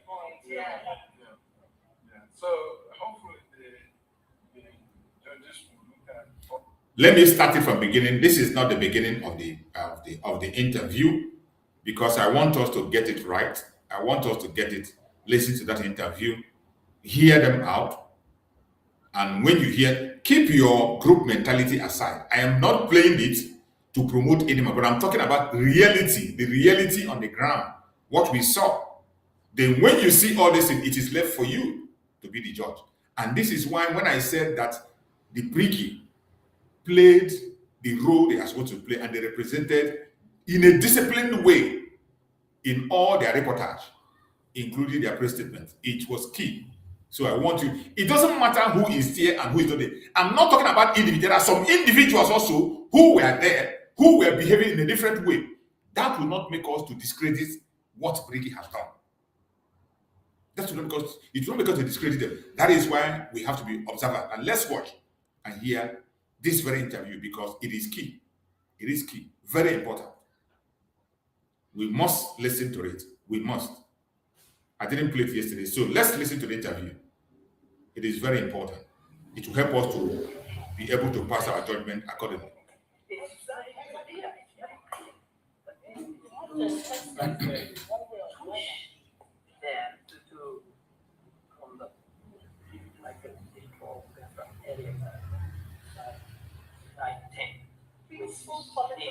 This is the same man who Mazi Simon Ekpa took as his father in Finland.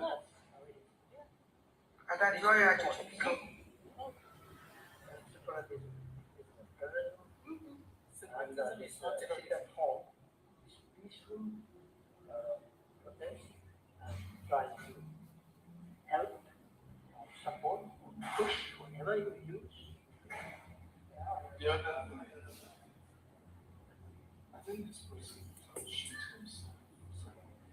Yes. First of all, he used an example in Europe to illustrate a case in Africa. You know what I'm saying? That he used an example in Europe to illustrate a case in Africa. So does it mean he couldn't find a case, a relevant case in Africa to use? Because this is the main problem we have here. And that is the basis why I continue to say this court should prove that they don't have jurisdiction on this case. Because they don't. Because, I mean, now he wants organized command structure and organize supply as a way Not even from his own government. Yeah. Not even from, I think it's from Macedonia. No, Macedonia. That's the example. So, That's fine. it is just miscarriage of justice. It's you. No. We are freedom fighters.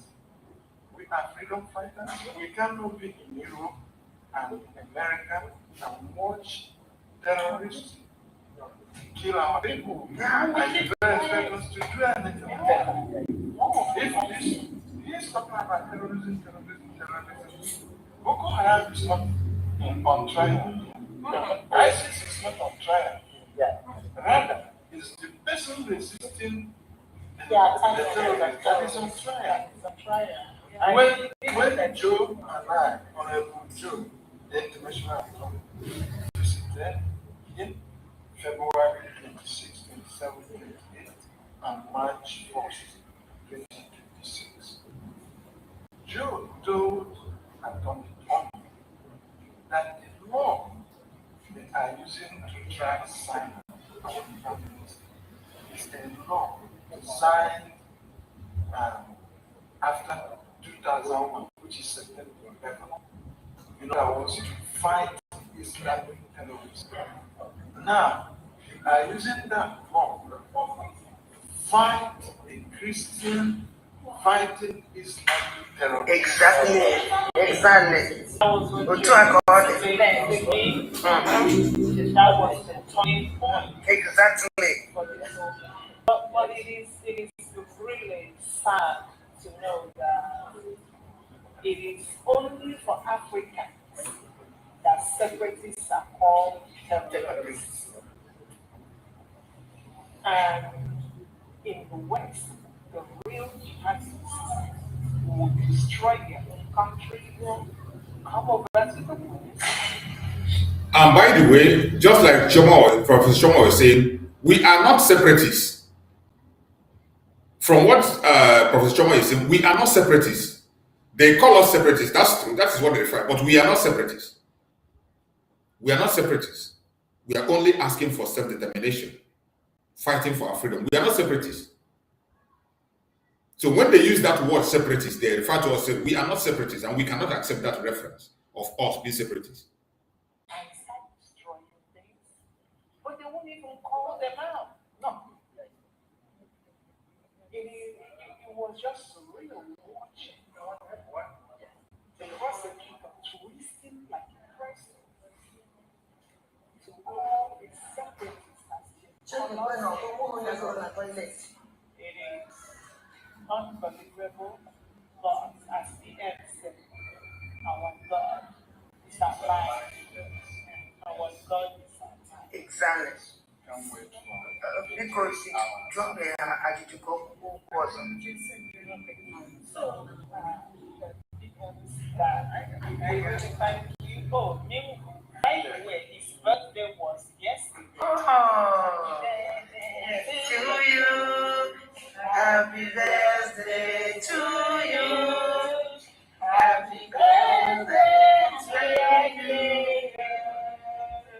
happy birthday to you.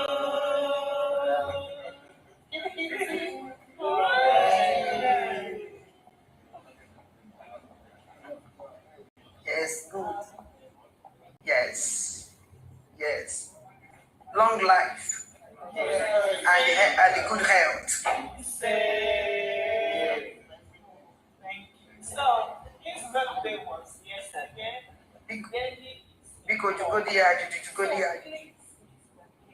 What can you say to Biafrans that are watching?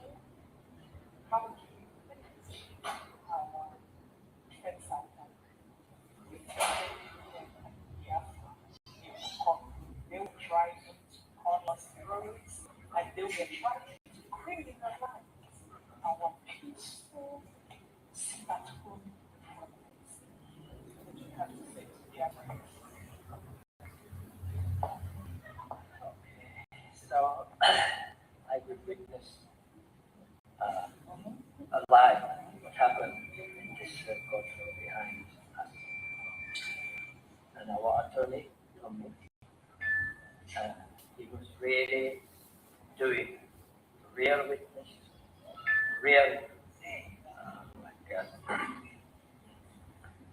you can say,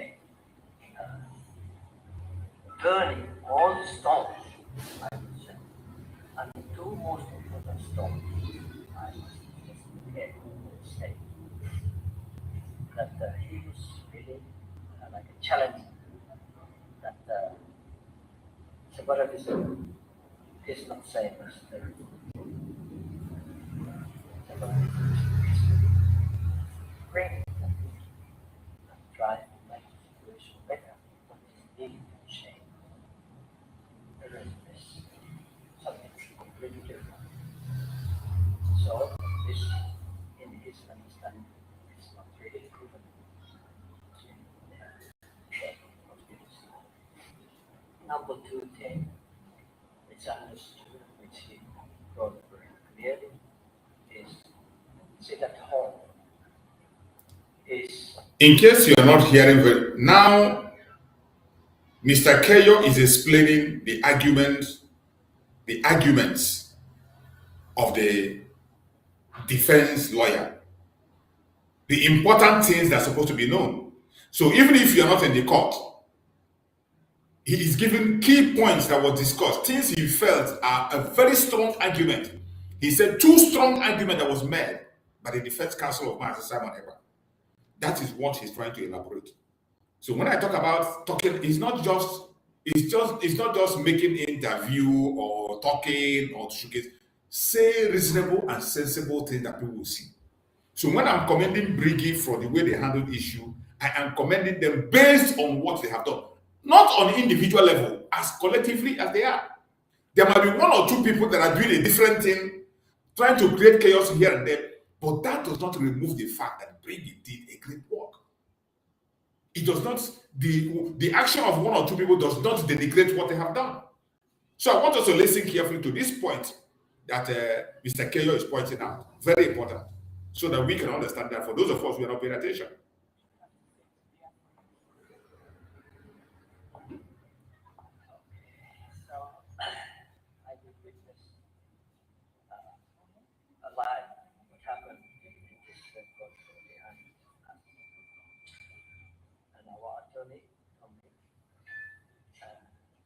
Really doing real witness, real you can say turning all stones, I would say. He's saying that the attorney, he addressed the attorney as our attorney. Attorney Tommy, that is named as Simon Ekpa, he addressed him as our attorney. He said he is turning all the stones. He turned every stone that needs to be turned. And he mentioned two key points that he mounted pressure to make sure he changed it, because those are the two key things that were taking to hold Master Simon Ekpa. And the attorney did everything to twist it. And that's what he's trying to explain. Two most important stones. That he is really like a challenge that separatism is not saying. The attorney challenged that separatism is not the same as terrorism, even though we are not even separatists. They can decide that we are not separatists. But even at that, separatism and terrorism is not the same. That was one of the major arguments of the defense lawyer, because they were addressing Master Simon Ekpa as a separatist leader. And they begin to interpret separatism to be terrorism. So the lawyer tried to educate the courts and let the court know that separatism itself is not terrorism. It's not, has never been. That is one of the key. One, he said there are two. One is trying to make them understand, did everything he could to let the world understand that separatism and terrorism is not the same thing.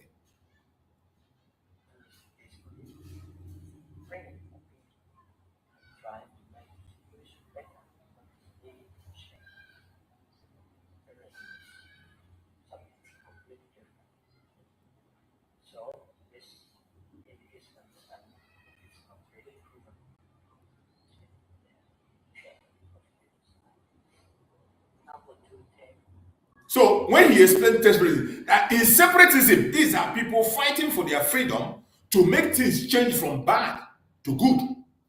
They have a mission. But when it comes to terrorism, terrorism has no mission than to destroy and to kill.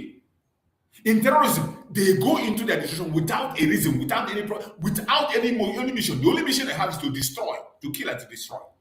But in separatism, these are people who are fighting to change something that looks bad to good.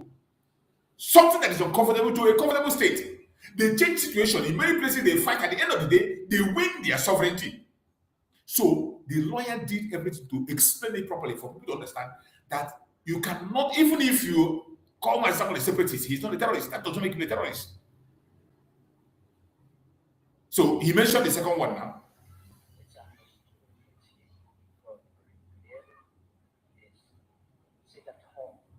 Sit at home.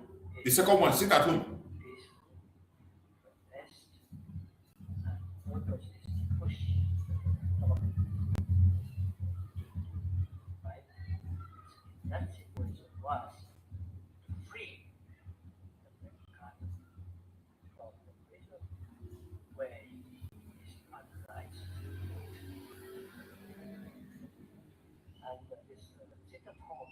You see, the prosecutor was also using sit at home to prosecute Master Simon Ekpa. You know, sit at home was one of the things they used.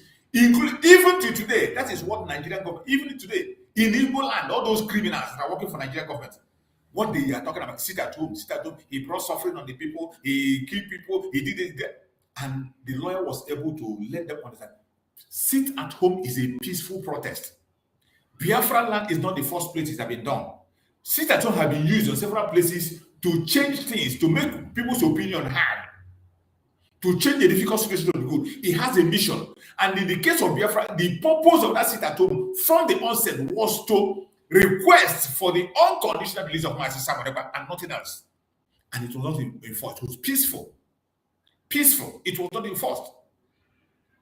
So it was not something that was put in place. Sit-at-home was not put in place to make people suffer. It was not just introduced to make people stay at home or to make people business destroy. No, the mission for the sit-at-home was to free Mazi Nnamdi Kanu. Because you and I know that we have no voice. There is no other way to bring the case of Mazi Simon Ekpa before the world. There's no other way to call for his release. It was only through that sit-at-home. And the lawyer, the defense counsel was able to establish that.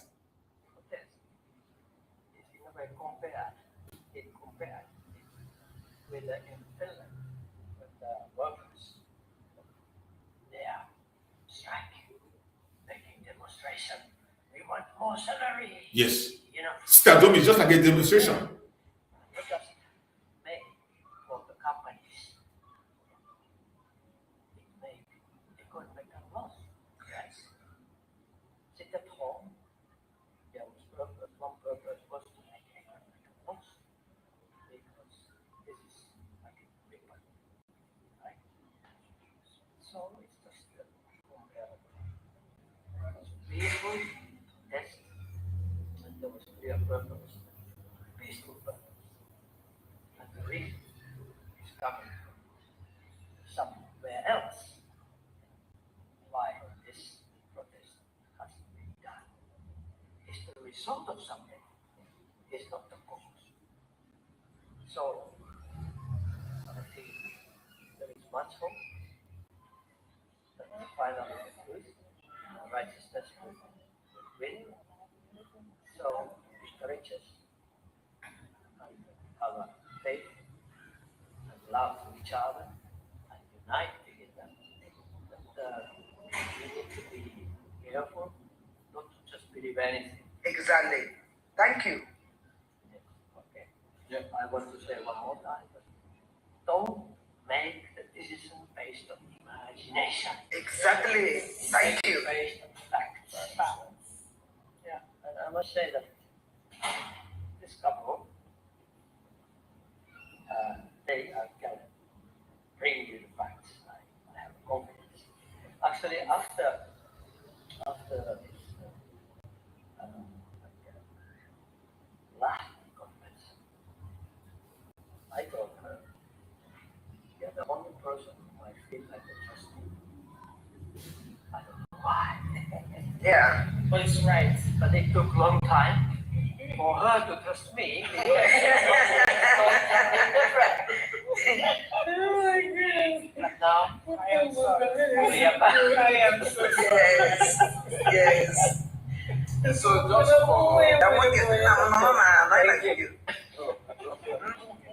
so one thing I want to add is that even though the prosecutor is recognizing sit-at-home, but at the same time he is making case for regional influence as a way to prove conflict. Right? Yeah. But that very sit-at-home is antagonizing also help to create that regional influence. Yeah, exactly. You get what I'm saying? Yeah. Absolutely. That point that Dr. Bryson made now is a very strong point. It's a very strong point. When you talk about regional influence, it's a very strong point. Sit-at-home was also to create a regional influence. Since the man also believe on the issue of regional influence, you must have that regional influence before you create a nation or begin to go ahead to do anything. That shows it also. That's a very good point. Yeah. So hopefully the judges will look at all the facts and I think if they do and if they stick to facts, or stick to political pressure, not of any kind, then our PM will be victorious. Biafrans will be victorious. That's what it is. Exactly. Yes. When you came to court today, Biafrans came to Yes. Of course. And thanks to the Nigerian government. Who would have thought? Yes. Right? Yeah. Without even understanding any word of Exactly. Exactly. Yeah. Thanks to them, they make Biko joya so no na September ka ile mwetezi atubaya nefu. So we have the mentioned during the September. yeah, we got to know exactly sometime.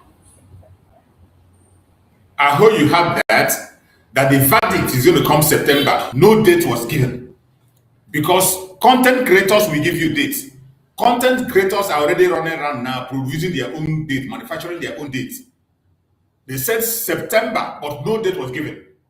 So we keep our fingers crossed and continue to pray, every single one of us, because the main battle is still going on the ground. You know, Nigeria will never back down. A criminal country, terrorist country like Nigeria will never back down. They will be still working on the ground. So we need to continue to pray. Let's listen. Okay. So September.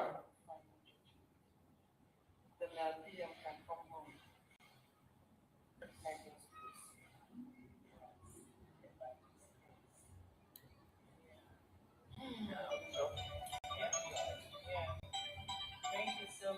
Thank you so much. May God bless you. God bless you.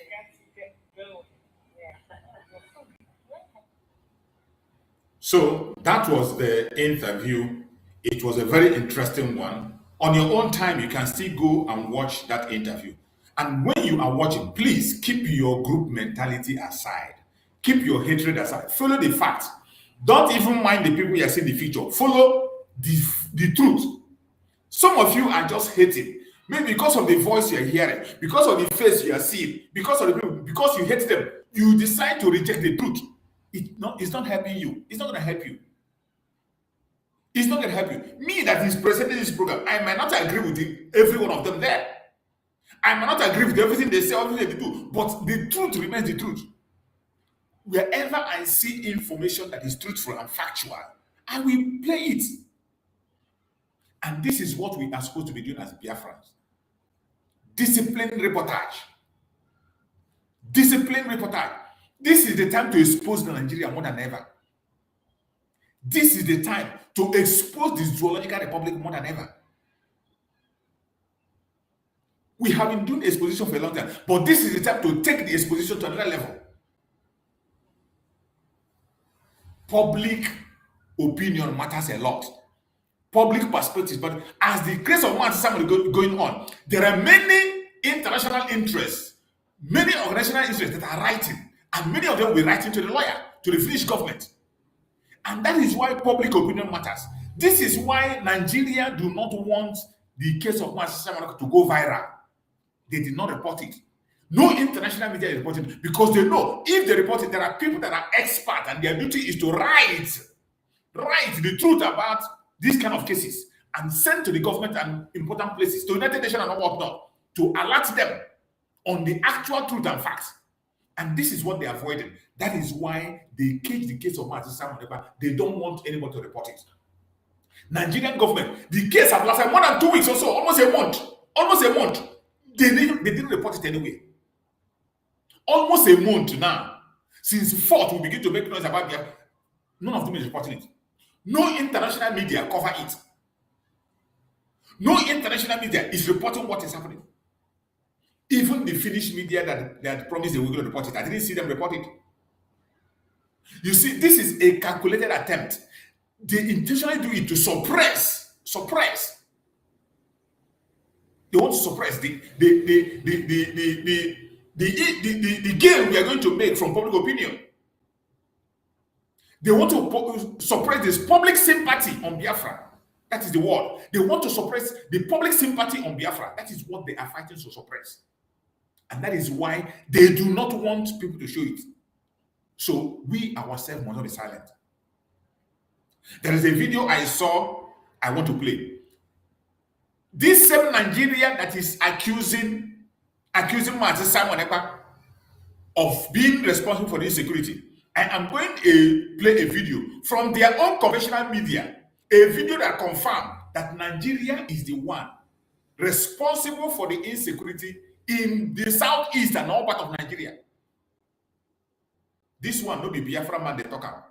He's not an agitator. No be person where they agitate to talk about. In that their Nigeria, somebody on their national TV was saying that Nigerian government is responsible for the insecurity in Nigeria. Insecurity in Biafra land, they are there. Because till tomorrow, Biafra land is still under occupation by Nigerian government. So when we say insecurity in Nigeria, it means insecurity in Biafra land. When you say Nigerian government is responsible for the insecurity in Nigeria, it means they are responsible for the insecurity in Biafra land because they are still the one occupying our land. Till tomorrow, they are still the one administering our land. The army of the occupation is still in our land. So while Finland is in Finland there, trying to prosecute Simon Ekpa, in Nigeria, in their own conventional media, truth is coming out. And this is what we are supposed to be highlighting because the judge will still look at it. The judge, even though he's waiting to pronounce the judgment, the judge will still be looking at the social media. He will still be looking at opinions. He will still be looking. And that is why Nigeria don't want to highlight it. The judge is not only one judge. This judge will not reach out to conclusion by himself. There are judges who are going to reach out. People are going to write to them and talk about the issue of Nigeria. That is why in all our platform, we need to be highlighting the atrocities of Nigerian government. And this one you are watching now is one. How can you be accusing Simon Ekpa of responsible insecurity? Now listen to what somebody is saying in Nigerian conventional media. Hear him. The terrorist is your government. Yes. The people in government are the terrorists. So how can you say that you want to fight terrorism when the terrorists are in the villa? And the terrorists are running the government. Oh. And the terrorists are the one in Savara using terrorism to mine gold and use the gold to fund campaign and become chairman of campaign. Oh. Okay. And you are there, you don't want to recognize that. You don't know that it is those who work in security and those who are in government who are the beneficiary of this kidnapping money. All right. You don't know this. You were starting all kind of drama here. Let me put that clear. I understand. But don't start with time to time. You didn't give to time earlier. Let us respect you. No, you did not have coffee here. So the point I'm making is this. Let us make it clear. Yes. What is clear today? Did you see how corrupt Nigeria? Even the presenter is now afraid. The presenter wants to stop this man because he's saying the truth. The presenter wants to stop him because he is accusing the government face to face of being responsible for the insecurity. They are the terrorists. Nigerian government is terrorists. You see, when a Canadian court came out and said that all the ruling parties in Nigeria are terrorist organizations, some of you thought it was a joke. Some of you thought that all the ruling parties in Nigeria are terrorist organizations. You didn't take it serious. Now, somebody in that same Nigeria is the one testifying, telling them to their face that Nigerian government is the terrorist, not Simon Ekpa. Nigerian government is the one causing the insecurity in the southeast, not Simon Ekpa. This kind of video is in the public, in their conventional media. And Finland is accusing Simon Ekpa of what the Nigerians themselves are saying that their government is the one responsible, with evidence. And in this program, before we finish, you will see evidence of involvement of Nigerian government. You will hear the evidence from that same Nigeria. Finland doesn't need to look anywhere. Finland should even go and look at Nigerian program from the past, from throughout this month. Let Finland go and look at security report in Nigeria about security summits in every security summit that was conducted in Nigeria this month. Coincidentally, there has been security summit in Nigeria. Coincidentally, security summit in Nigeria, security summit in the only southeast security summit. Many security summits, and every one of them indicted Nigerian government. Every of those security summits indicted Nigeria. No one mentioned Simon Ekpa or IPOB. But yet, Finland in their court, looking for fish in the desert, just like Dr. Masanga said. They are in their court looking for fish in the desert. What a shame. What a shame. I want you to listen to this man is saying this thing in Nigeria, in their conventional media. Even the presenter was scared. He's trying to, he want to stop the man. Listen to him. The terrorist is your government. Yes. The people in government are the terrorists. So how can you say that you want to fight terrorism when the terrorists are in the villa? And the terrorists are running the government? And the terrorists are the one in Savara using terrorism to mine gold. They are in Asoro. Using gold to fund campaign. Become chairman of campaign. Okay. And you are there, you don't want to recognize that. You don't recognize that. You don't know that it is those who work in security and those who are in government who are the beneficiary of this kidnapping money. You don't know this. You were entertaining all kind of drama here. Let me put that. You know what let the man talk? Don't start with time to time. You didn't keep the time. Let us respect the rules. No, I agree. You did not have coffee. I did keep. So the point I'm making is this. Let us make it clear. Yes. What is clear today? You want to know the truth. If you remove these politicians who you keep re-electing, they will go away and their terrorist partners will go away. If you keep re-electing them, the terrorists will continue because they and the terrorists are in partnership. Okay. And if you are talking of fiscal, okay, in Buhari's government, let me tell you something clearly. In Buhari's government, and some members of that government are here, when they were leaving, in addition to all the stealing, theft, and all of that, they left 33.7 trillion in money they printed without appropriation of National Assembly. And they used all that money to buy dollars at official rate from Emefiele and call themselves to trillionaires. Okay. So, and all of that money, substantial part of it was taken in the name of security. Therefore, in conclusion, yes, your government is more terroristic than the government of Afghanistan or Sudan. So that's why you are under terrorism.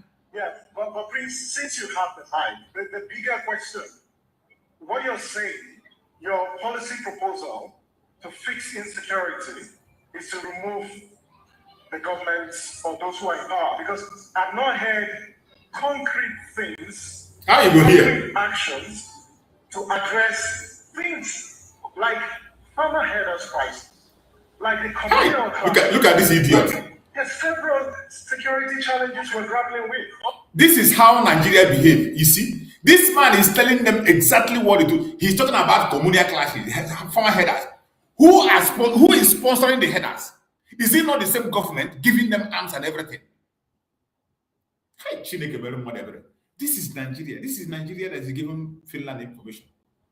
Look at what that idiot presenter is saying. They don't even want this man to speak because he's saying the truth. Okay, let me tell you. All these are the diversionary things. I go around the country. I know 774 local governments with my 2 feet. There are no other farmer clashes anywhere. None. What you have is this. Absolutely. The people who kill the local communities are not other. I'm a herder myself. I'm closer to 1 million number of cattle I have, and I've not killed anybody before. Tell them. So what I'm letting you know is that the government of Nigeria has this is going to do 3 things. One, if you govern the mining cadastre properly and identify miners and let miners know that in any territory where you are operating, you are responsible for any killings there, because the killing that is going on in Nigeria is the killing of people trying to displace people from areas where they are identified resources. Secondly, the Office of National Security Advisor, one of the terrorists, by the UNSA Act, I will amend it. Okay? Because that is where they were housing all the problems that are now managing insecurity and the framework. I'm sorry, I have to cut you. The last point. If you can do that in 30 seconds. The last point. They're not going to allow and talk. Give Nigeria a people's army. I will organize the armed forces, not the empty of division by President Tinubu, where a whole division is not up to the strength of a brigade. I will create two divisions so that the people of Nigeria, in Rivers State there, they will be the one running the armed forces to protect them, and say in England, in Germany, in many places. Those are the things you would do. But if you have terrorists in government, you can any of these things. Yeah, thank you very much. Where is Finland government? Finland is looking for terrorists. Look at somebody in Nigeria, in their national television, giving first-hand information about terrorism in Nigeria. That the people that are the terrorists is the government itself. They are in Asoro. They are in the House of Assembly. They are in the Senate. They sponsor. They share the loot. They share ransom money with the terrorists. But Finland is there, working with the information given to them by the same terrorists. How do you explain that? How can Finland be judging somebody based on information from the same terrorists? The same terrorists. This one, this man is not a Biafran, no. He's not even an Igbo man. He's not an Igbo man. Maybe you will say because he's an Igbo man, that's why you make this statement. He's not.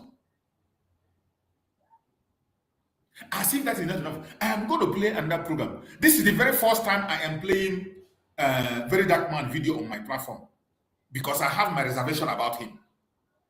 This is the very first time I am playing video from the Very Dark Man because I have my reservation about him and the way he does his things and his sincerity. But in this very security summit, Very Dark Man made a very outstanding outing. This is the very first time I'm applauding him openly. And I'm going to play the video of Very Dark Man, what he did recently, what he said in the Security Summit. I want you to listen. For some of you who think it's Igbo people are your problem, you think Mazi Simon Ekpa, for Finland government that believe that Mazi Simon Ekpa is their problem, they should come and watch. I say every Security Summit that was held in Nigeria, recently, go and check all of them. Every one of us should go and check. I don't know whether is it that Finland is handling the case in Nigeria and they are not listening to Nigerian news. Because that is why I agree with Dr. Bryce Nokoma that Finland have no jurisdiction to try the case of Mazi Simon Ekpa in the first place because they don't have any information. You don't know anything about Nigeria. How can you be trying somebody based on something you don't know? That is why I agree with Dr. Bryce Nokoma. Finland has no jurisdiction to even try someone because they lack the information. They lack the instrument to carry out a trial against Mazi Simon Ekpa. It is sad. I am going to play some of the video from. Let us listen to this one of Very Dark Man in their recent summit of Security Summit. This is in Nigeria you're talking about. 1 minute from start counting. You see, the Fulani are very important in the security of this country. Very, very. I think there's another one I want to play first before this one. There is another one I need to play before this one because I want us to understand it in case if there is somebody watching from other part of the world, because I know there are people who are not Biafrans, people from other part of the world are watching us. So I want to play this one so that people who are not Biafrans, when they are watching, they can understand something. Let's play this one. Let's start from this one. We will get to this side. This is the very first time, and I'm applauding this guy very, very well. He did a great job. Now, there are no unknown gunmen anywhere. They are the unknown gunmen. The military men are the unknown gunmen. The immigration, the customs, these guys are the unknown gunmen. 100%, I agree with you. See, surprisingly, we have a lot of checkpoints in Nigeria. I agree with Very Dark Man for the first time, 100%. There is nothing like unknown gunmen anywhere. Everything called unknown gunmen is created by Nigerian government. They are the military, they are the DSS, they are the police, and there is evidence to show that. There is evidence, enough evidence to show. This program is being done. This is a security summit in Nigeria, in Abuja, of all people. Very Dark Man is not speaking from another place. In Abuja, of all people, that is where he is making this statement. And this is a popular security summit in Nigeria. It was done a few days ago. How can Finland be handling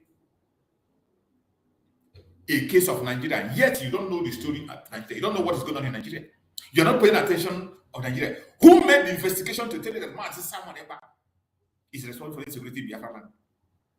When there are numerous evidence, and you are going to see many today. I'm going to show more. I want you to listen. I agree with him. There is nothing like unknown gunmen everywhere. The unknown gunmen here are the military, the police, the army, the navy, the custom. They are the unknown gunmen. I agree with him 100%. But that's okay. You already told us who the government is, but so continue. Now, there are no unknown gunmen anywhere. They are the unknown gunmen. The military men are the unknown gunmen. The immigration, the customs, these guys are the unknown gunmen. Nobody else. See, surprisingly, we have a lot of checkpoints in Nigeria. That is lots it. of checkpoints, police checkpoints. When you're traveling from Lagos, you're coming to Abuja, Lokoja axis, you have a lot of checkpoints there. But then again, a lot of kidnappings happen along that route. Do you know why? See their face. When you pass with your car, you meet a checkpoint. When you meet the checkpoint, the policeman say, wind down, you wind down, open your boots, you open your boots. Believe you me, everybody knows he's rich and knows he's poor, and everybody knows the absolutely middle class. So when they look at you, okay, when you pass, they make those call and say, the red Corolla, somebody is there that can pay. Do you understand? It's not rocket science. You see, this is a revelation that Nnamdi Kanu has made. This is part of the revelation that Nnamdi Kanu made, that they gave him life sentence in Nigeria. This is also the revelation that Simon Ekpa was making, and also making sure to protect our people from, that made them to blackmail him and frame him up in Finland. That is exactly what Very Dark Man is revealing. The same thing that Simon Ekpa exposed. I have videos of Simon Ekpa where he did this exposition. Simon Ekpa's own is that he did the exposition, and we got videos. Remember when they kidnapped a prelate? There was a prelate that was kidnapped. That prelate said that before you get to where they kidnapped them, there is a checkpoint. Let me see if I can find that video. You know, these people think we forget. We don't forget. We don't forget. Let me see if I can find a video. When a prelate they kidnapped, after they released that man, the man came and gave information of the plan of the Fulanis and what transpired, how they kidnapped him, where they leave him, where they took him to, when they left him, and what the people told him. Many of you has forgotten, but we don't forget. Internet never forget. Let me wait. Let me see if I can be able to find that video and play it, because all these videos are important. We will never forget. They think we have forgotten. We'll never forget. And it was because of this thing, Simon Ekpa begin to protect Biafra land. It is because of this thing that Nnamdi Kanu said, no, you cannot continue to take the life of my people. Something like in Biafra land, every pole, there is a police checkpoint from pole to pole. From pole to pole, there's a police checkpoint.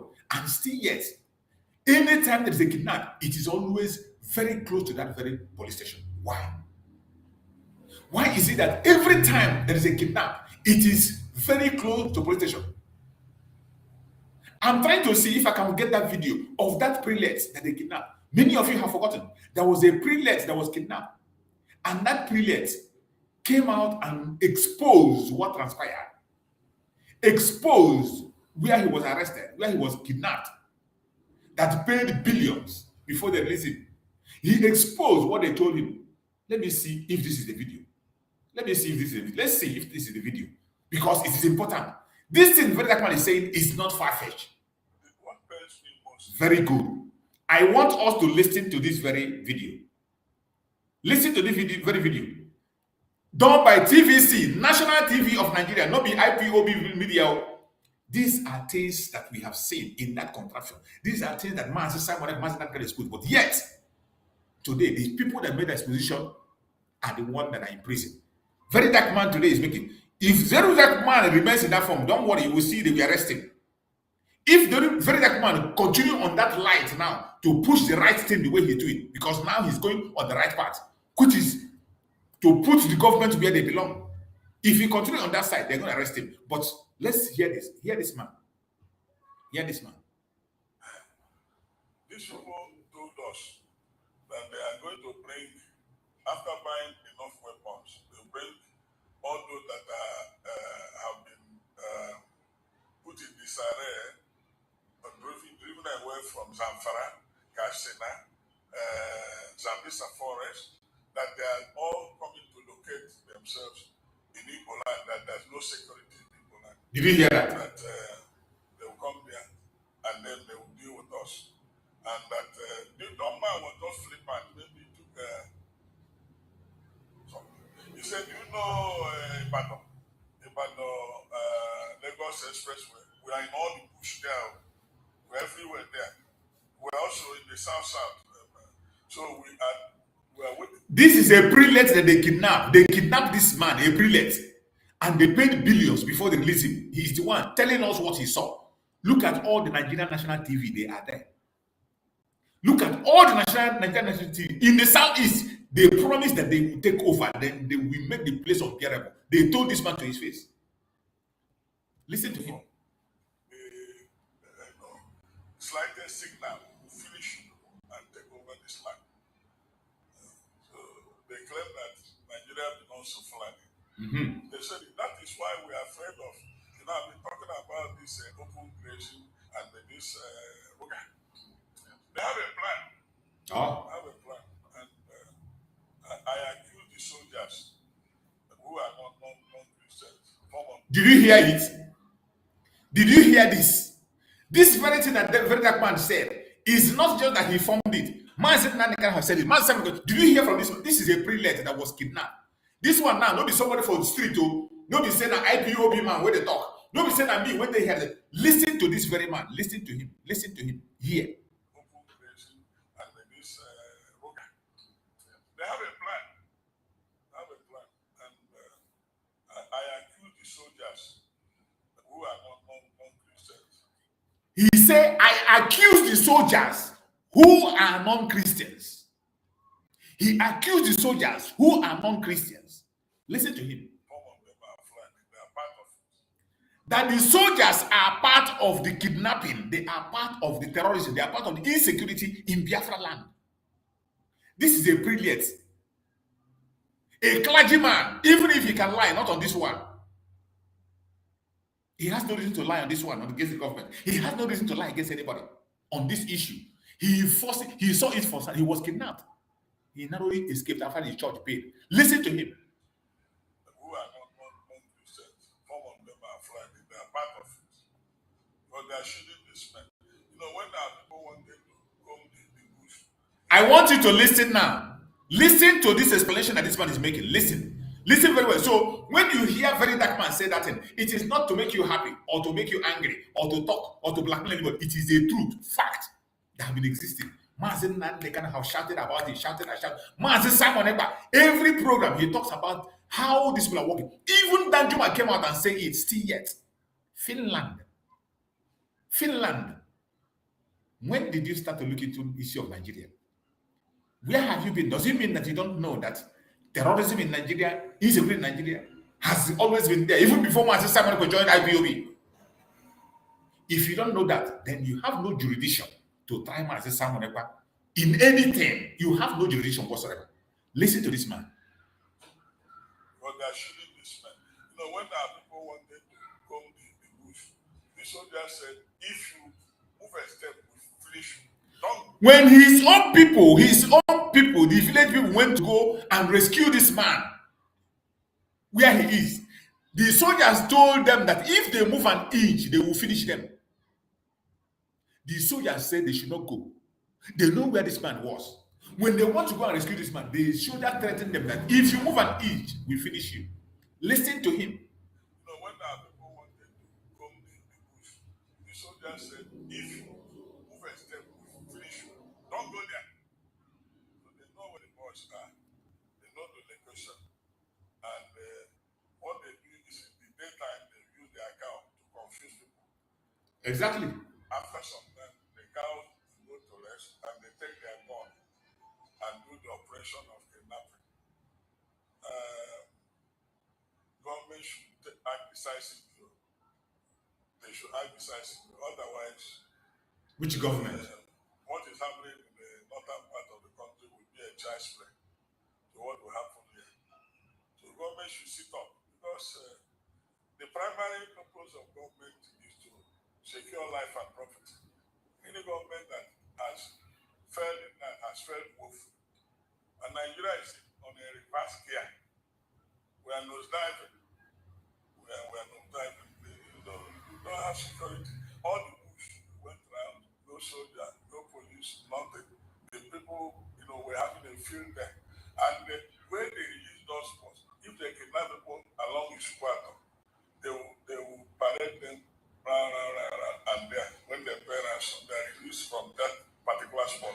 Okay. So they arrest them, they kidnap along the expressway, they bring them. Eventually, they bring them there to collect ransom. Those they kidnap along anywhere in the south, around the southeast. So they know that they are there.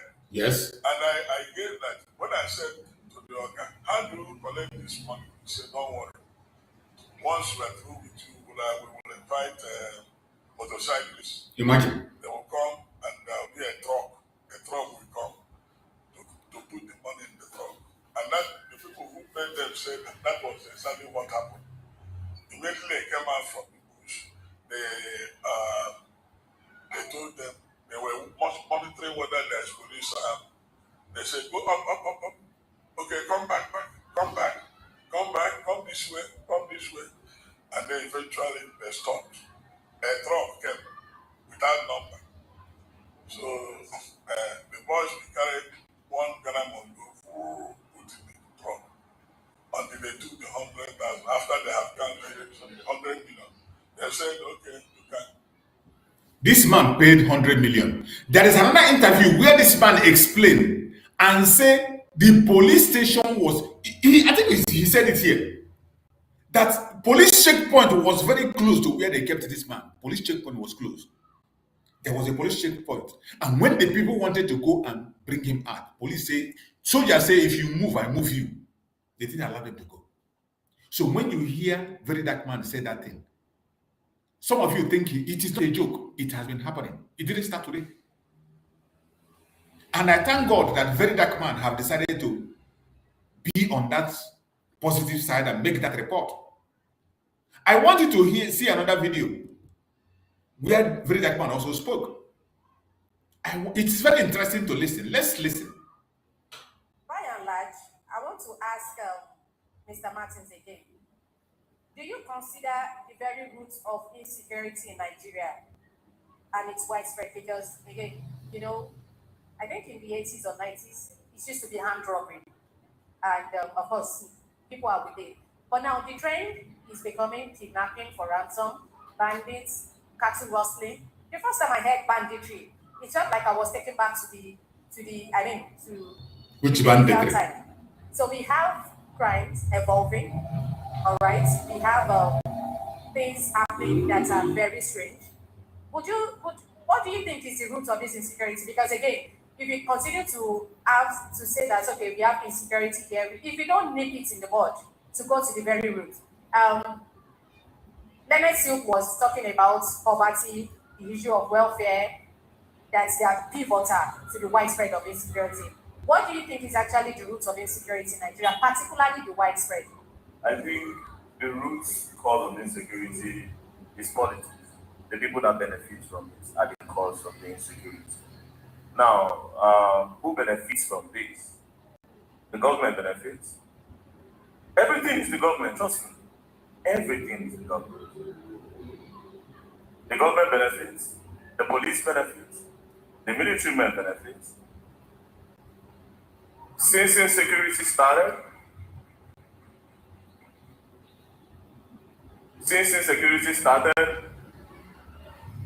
generals get higher pay. So are you saying that citizens benefit? Tell them. Tell them. Justice is in different dimensions. Tell them who is benefiting from insecurity. It is the government that is benefiting. Their security officials are benefiting. I have never seen a very like man in this move speaking the brutal truth. I have my reservation with him, but in this one, for this very one, I give it to him.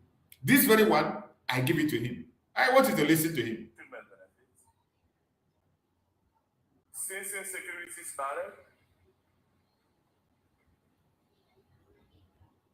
security started, generals get higher pay. So are you saying that citizens don't benefit? You know, justice is in different dimensions. Mr. Martins, are you trying to turn my people against me? Yes. No. I'm here to be brutally honest. I'm saying now that, are you saying that individuals... Be brutally honest, don't mind her. Go ahead. Security? Because you mentioned government. So here's the thing, yeah? The people are the sacrificial lambs. They don't benefit nothing. So these people, is their cry that the government benefits from. Oh, they killed a lot of people in Borno. We need more funding to combat insecurity. The government benefits again. The generals benefit again. See, these guys don't even have a budget. That's the craziest part. They can call the president any day and say, oh, I think we need to buy guns. We need more guns. The president can say, give them 500 million. There's nothing. They don't write these things. They just collect money. That's why you see somebody becoming a general, is owning lands. You go to Abuja, the general is buying all the lands. Most of these car stands, the general owns the car stands. Houses, empty houses in Asokoro, they benefit. And then lately, the commissioner of police started benefiting.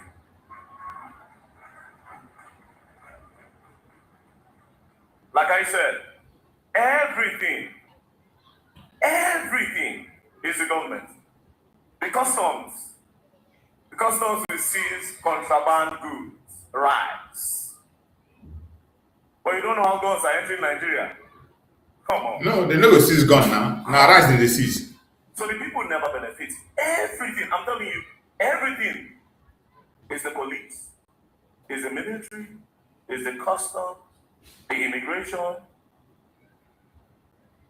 Everything is the government. All. Thank you. Again, A brutal truth. The government benefits from the insecurity. In this panel, maybe with the way you are getting a lot of approval from people. Oh yes. All right, that's okay. So A country that don't want the truth, once you speak the truth, they will come after you. That is why it is very difficult to have a genuine activist in Nigeria. Once you are being genuine, they will attack you.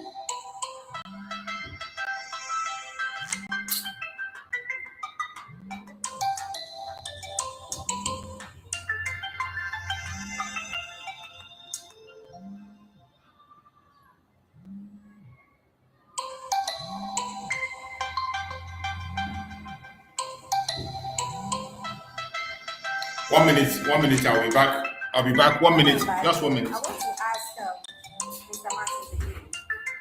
Do you consider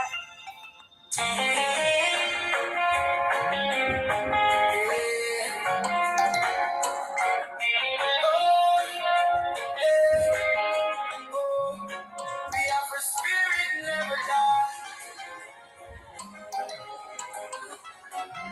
From the roots to the sky.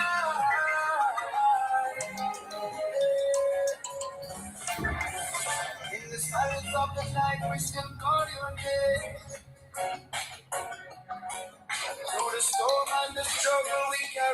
flame. Though the walls may be high and the chains may be strong, your voice echoes louder every freedom song. Oh, we remember your courage, we remember your stand. For the people, for the future, for the promised land. Even when you're not here, your spirit still leads in the hearts of the people, in our words and deeds. Oh, we don't go tired, we don't go fall through the fire. We stand tall. We know He will be free. Oh yeah. In our hearts, in our dreams, we believe. Simon Ekpa, we call your name. Born for the struggle, born for the flame. We know He will be free. One day, through the night, we go see better day. We miss your voice, your guiding light.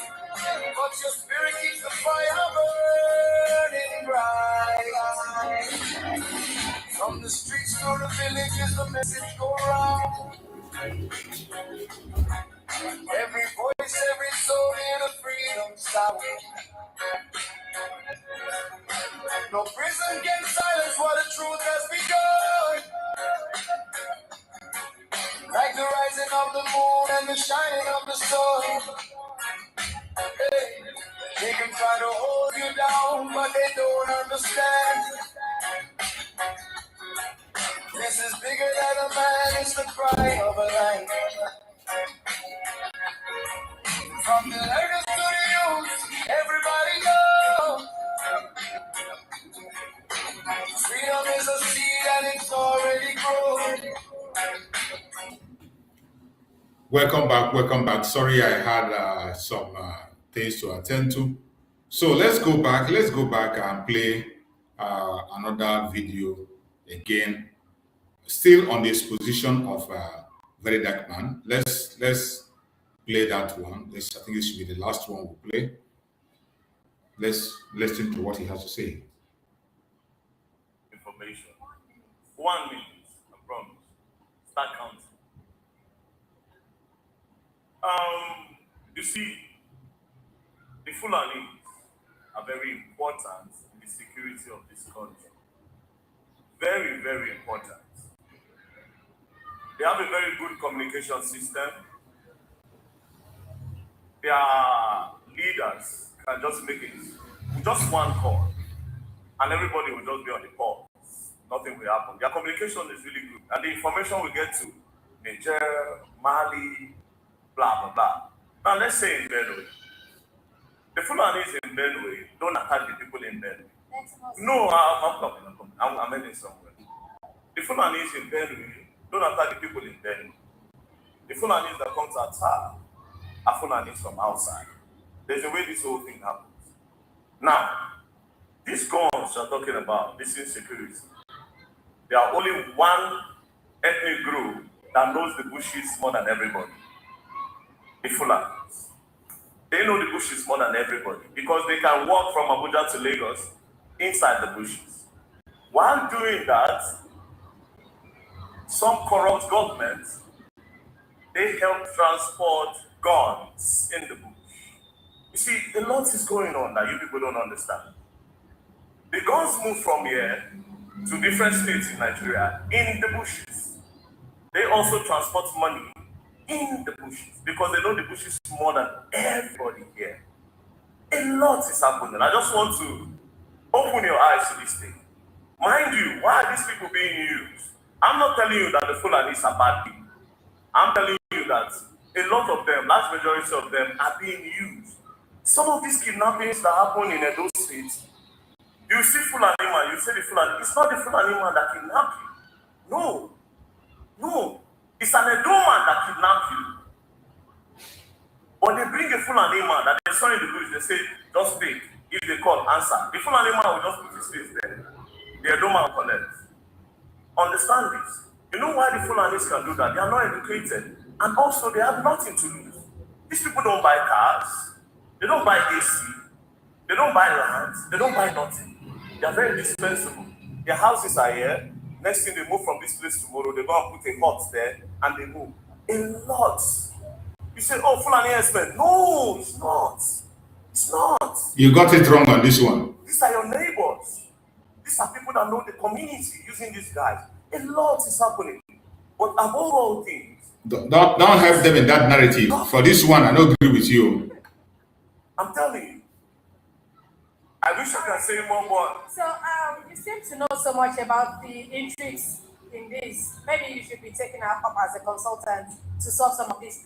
Are you now saying that it is the elites that are actually behind this insecurity, particularly the kidnapping? We answer, don't worry.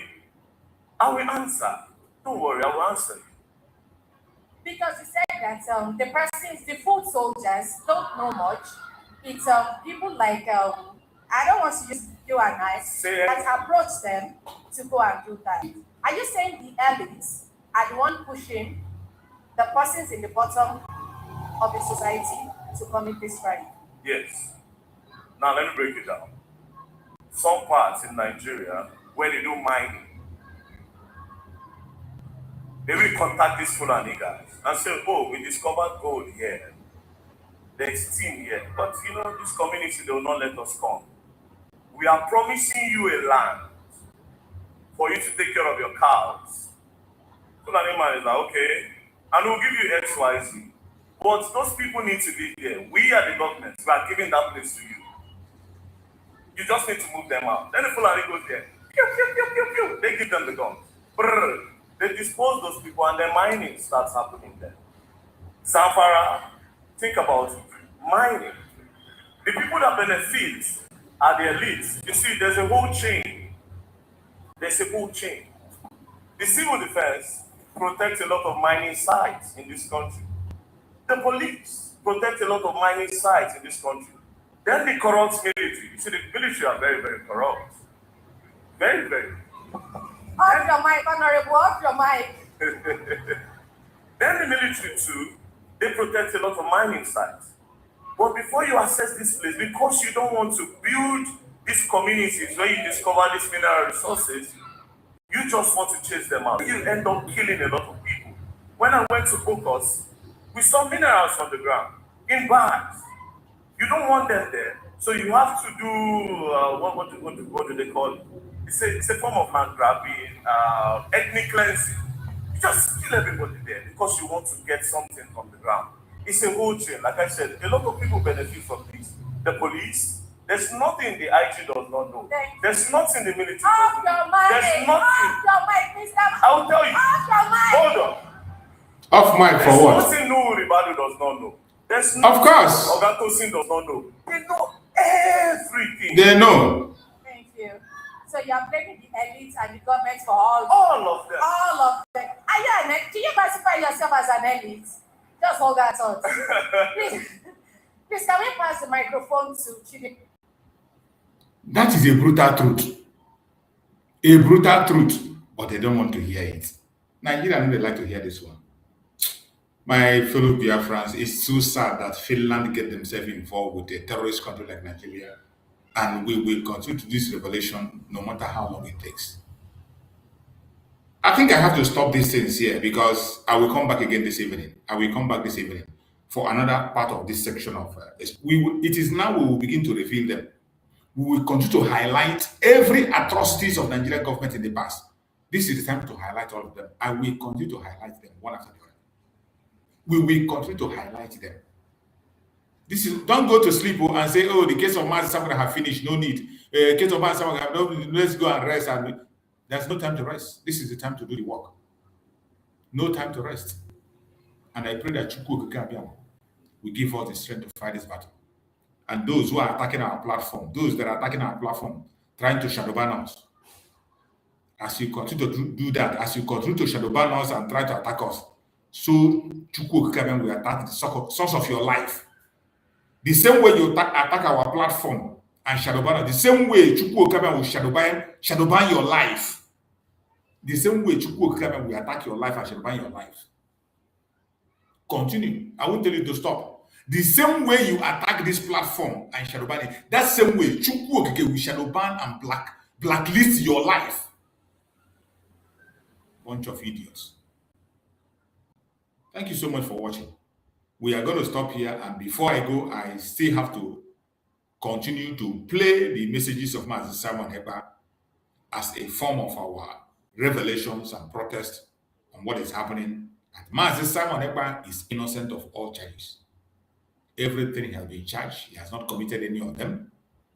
He has been blackmailed by the Nigerian government, and we will continue to stand with him for better, for worse. Thank you so much for watching wherever you're watching, and stay blessed. See you again this evening. I'm going to come back by the grace of God. I will come back again. It doesn't matter what they do. If they lie, let them block everybody. Even only me, I can preach my message and go.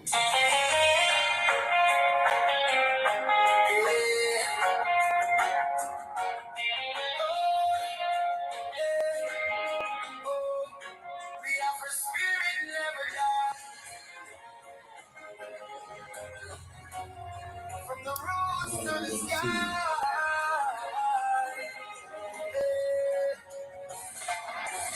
In the silence of the night, we still call your name. Through the storm and the struggle, we carry no flame. Though the walls may be high and the chains may be strong, your voice echoes louder every freedom song. We remember your courage, we remember your stand. For the people, for the future, for the promised land. Even when you're not here, your spirit still leads. In the hearts of the people, in our words and deeds. Oh, we no go tire, we no go fall. Through the fire, we stand tall. We know he will be free. Oh yeah, in our hearts, in our dreams, we believe. Simon Ekpa, we call your name. Born for the struggle, born for the flame. We know he will be free. One day, through the night, we go see better day. We miss your voice, your guiding light. But your spirit keeps the fire burning bright.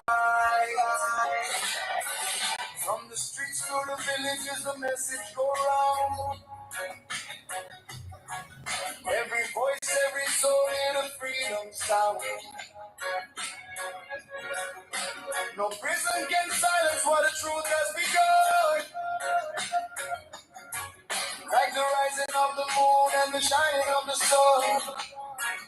Hey, they can try to hold you down, but they don't understand. This is bigger than a man, it's the cry of a lion. From the elders to the youth, everybody know. Freedom is a seed and it's already grown. Oh, we go rise again. We don't go fail. Through the pain, your voice we hear. We know he will be free. Oh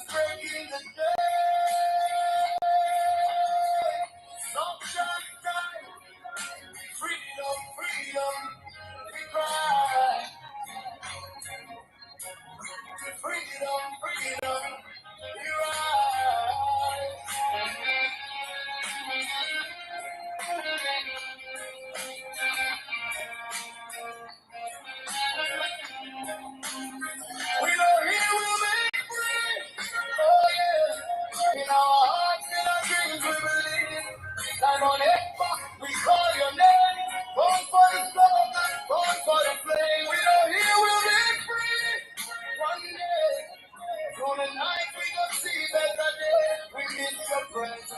Hear the light. And together